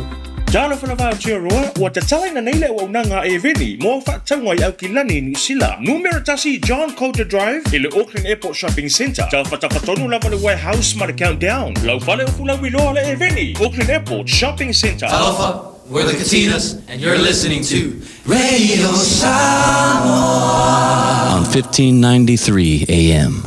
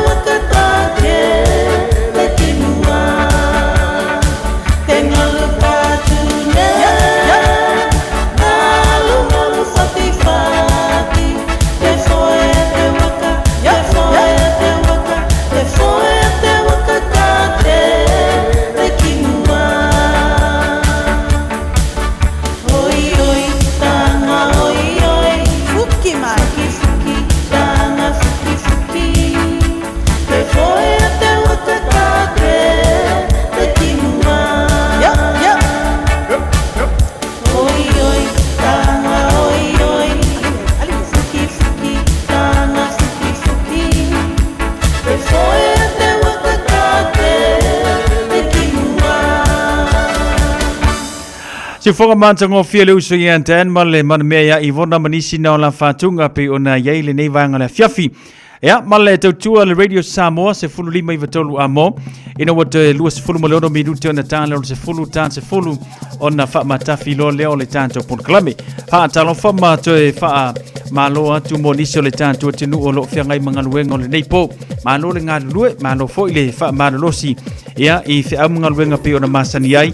Ia le nei foi vaenga o le fiafi ia pe ona masani tatou wa usu isi o isi la woli ia o si fa fiafi e foi ni so la tu amates fululu al po ana nei ia pe ona uta o le temi o sola tulanga umalena ia ma taimi e fa pe na ona fa tu ngai le nei tunu umalena tunu e te au mawai ia tatou te ngalulu ai ia fa malolo si mai la se temi le nei fiafi fa mai am fa matafi fe am ngalwenga ia ma kau nga ma sur mol mele ye sur ka ko ma nga verse fulu so la o le fali le ia nga ko ma nga verse fulu ia va ve o le fali ka o leon fa mol mor iu ko le mele ye o ko ma ka ko la va vale mai ai le sama le ala u ma ku le ngi sama saule winka nga ko ke la va vale ka fi o la ye sol fa fi fianga le nei fi afi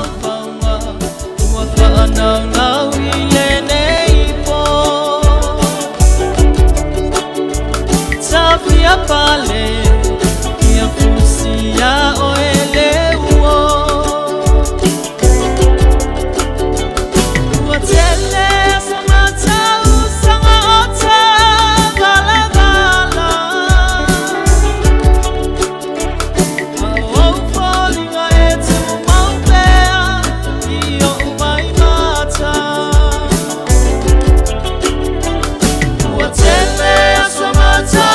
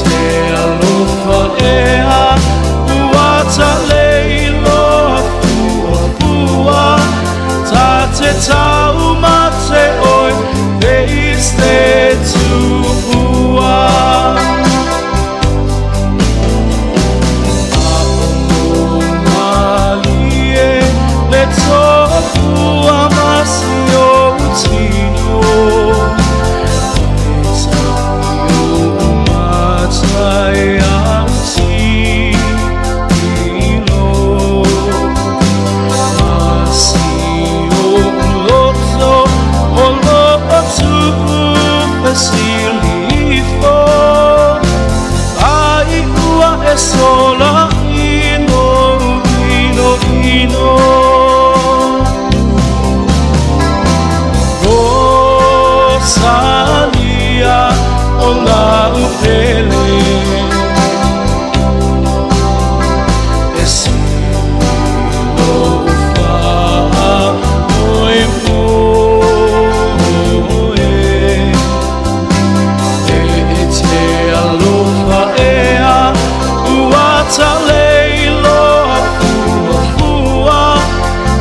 Te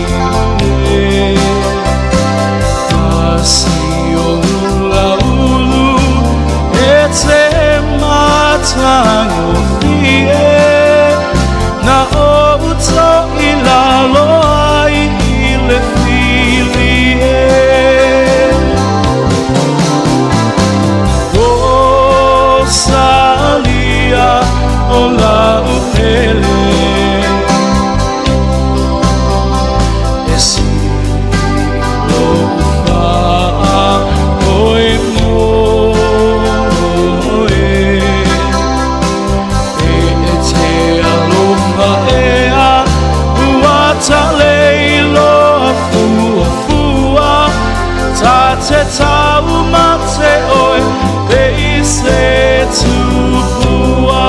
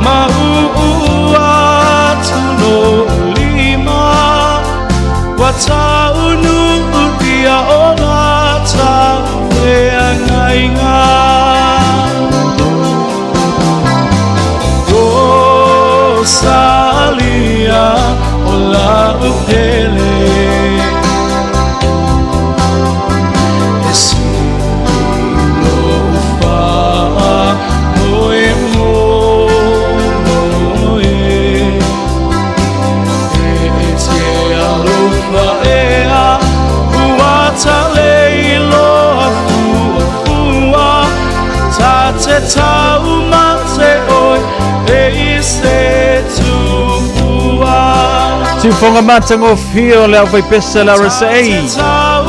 Ya male pesa le nar chama ita ya Rosalia. Ioi. O la upele. O le mano wiloa o e fia luese. A ina e savali atuia I fafo. Ma alu su e seisi. E malia ai lo mana. Se fulu fa minute o Natale o le tula se fulu. Foi malitato pesele fa matafi fa mavai. Ya o ye peritato tunu ye vai vanga bata fa ngore ni ya fiafi mal fa mai no fe amunga wenga. Malitato tu radio Samoa se fulu lima I matonu amo. La tamafutanga e tau fa matau so ina lo tanga fa. Aule fesili po ole a e lona mafua anga wana ololo te momo iai ilo ucho fama Deso o tanga tau faufaru sunga o tau langa E ai se fa aluaina Poi sunga ola uja ushala A onene iwala fotuina I upu macha oe mawhaala vela vesunga ilo uolanga Iu ile atua tusunga ila fa Italia Masalo waya iseta sisu Bufa atasia Atono le o alema Fuanga wa Italia O meana e pala o lo uola e temo o mia Le so o tanga tau faufaru Sunga o tau langa Le ai se fa'aruina O sunga o la uta usala A ole ne wala fotuina I upo matala O fai oe mawhaala vela vesu Ilo uolanga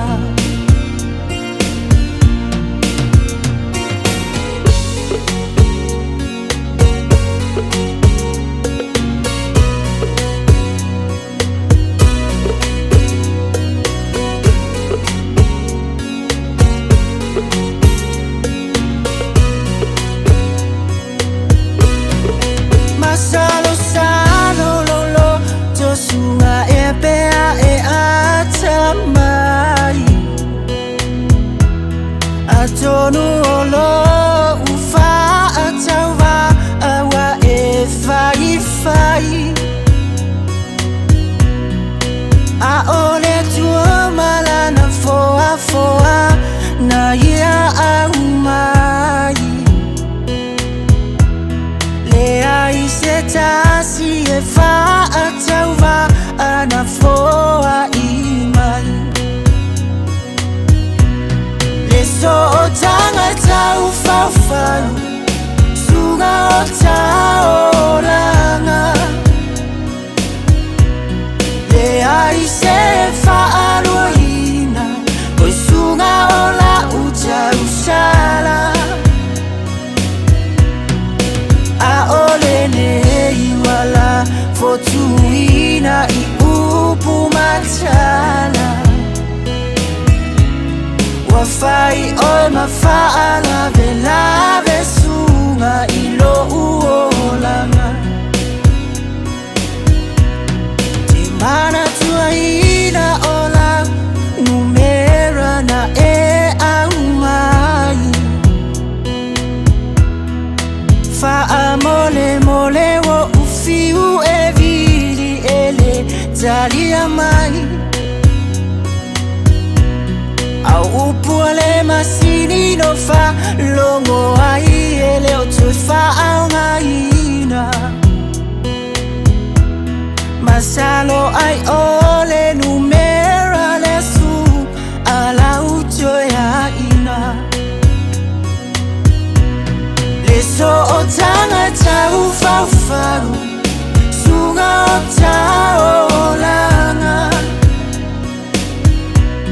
Le ai se fa'aruina O sunga o la uta usala A ole nei wala fotuina I upu matala Wa fai oe mawhaala vela vesu Ilo uolanga Whaafifianga mai le sunga ia afutoto a suao Ia malisi nao fatunga malpese wa whaingoina o le mafutanga Tau fau fau ioe Taurunga toile tanto por kalambe male tautua ili nei a fiafi Moli atu le whaaftaitele Ia ili tanto wa tinu upe o na fantasi mai amelia Manuia mano longo le nei po ia te ore tua fine mara inga Ia le ngata fo ileo le toa tele o na ia tanto wo mapaanga peo na whaatasi mai. Whamangalo fo i se whamatalanga ua le tautamali i lau whiringalo le nei a fiafi ia tātou whiloa i le aso a tai au i le alofa malanga le leio le atua. Manuia malolongo le nei po, manuia fo i le ala usua i o le tātou atenu i whiau mga luenga i le aso a tai au, a meise na ialo mawhanau i au onga. Whilai tātou tai au le temi masani, sau siu whanua seu whaasoi fo i au. E tau alanga a Solomona e patatau i le alofa e le mawhai e vai e tele na tine ia ese ole e wo i aso uma a ole uso i aso vai now le Samoa to il Samoa fala velame ai fa ano ai olo anganga a eita uso tutuila ua ela vita ai mai o Samoa isi si po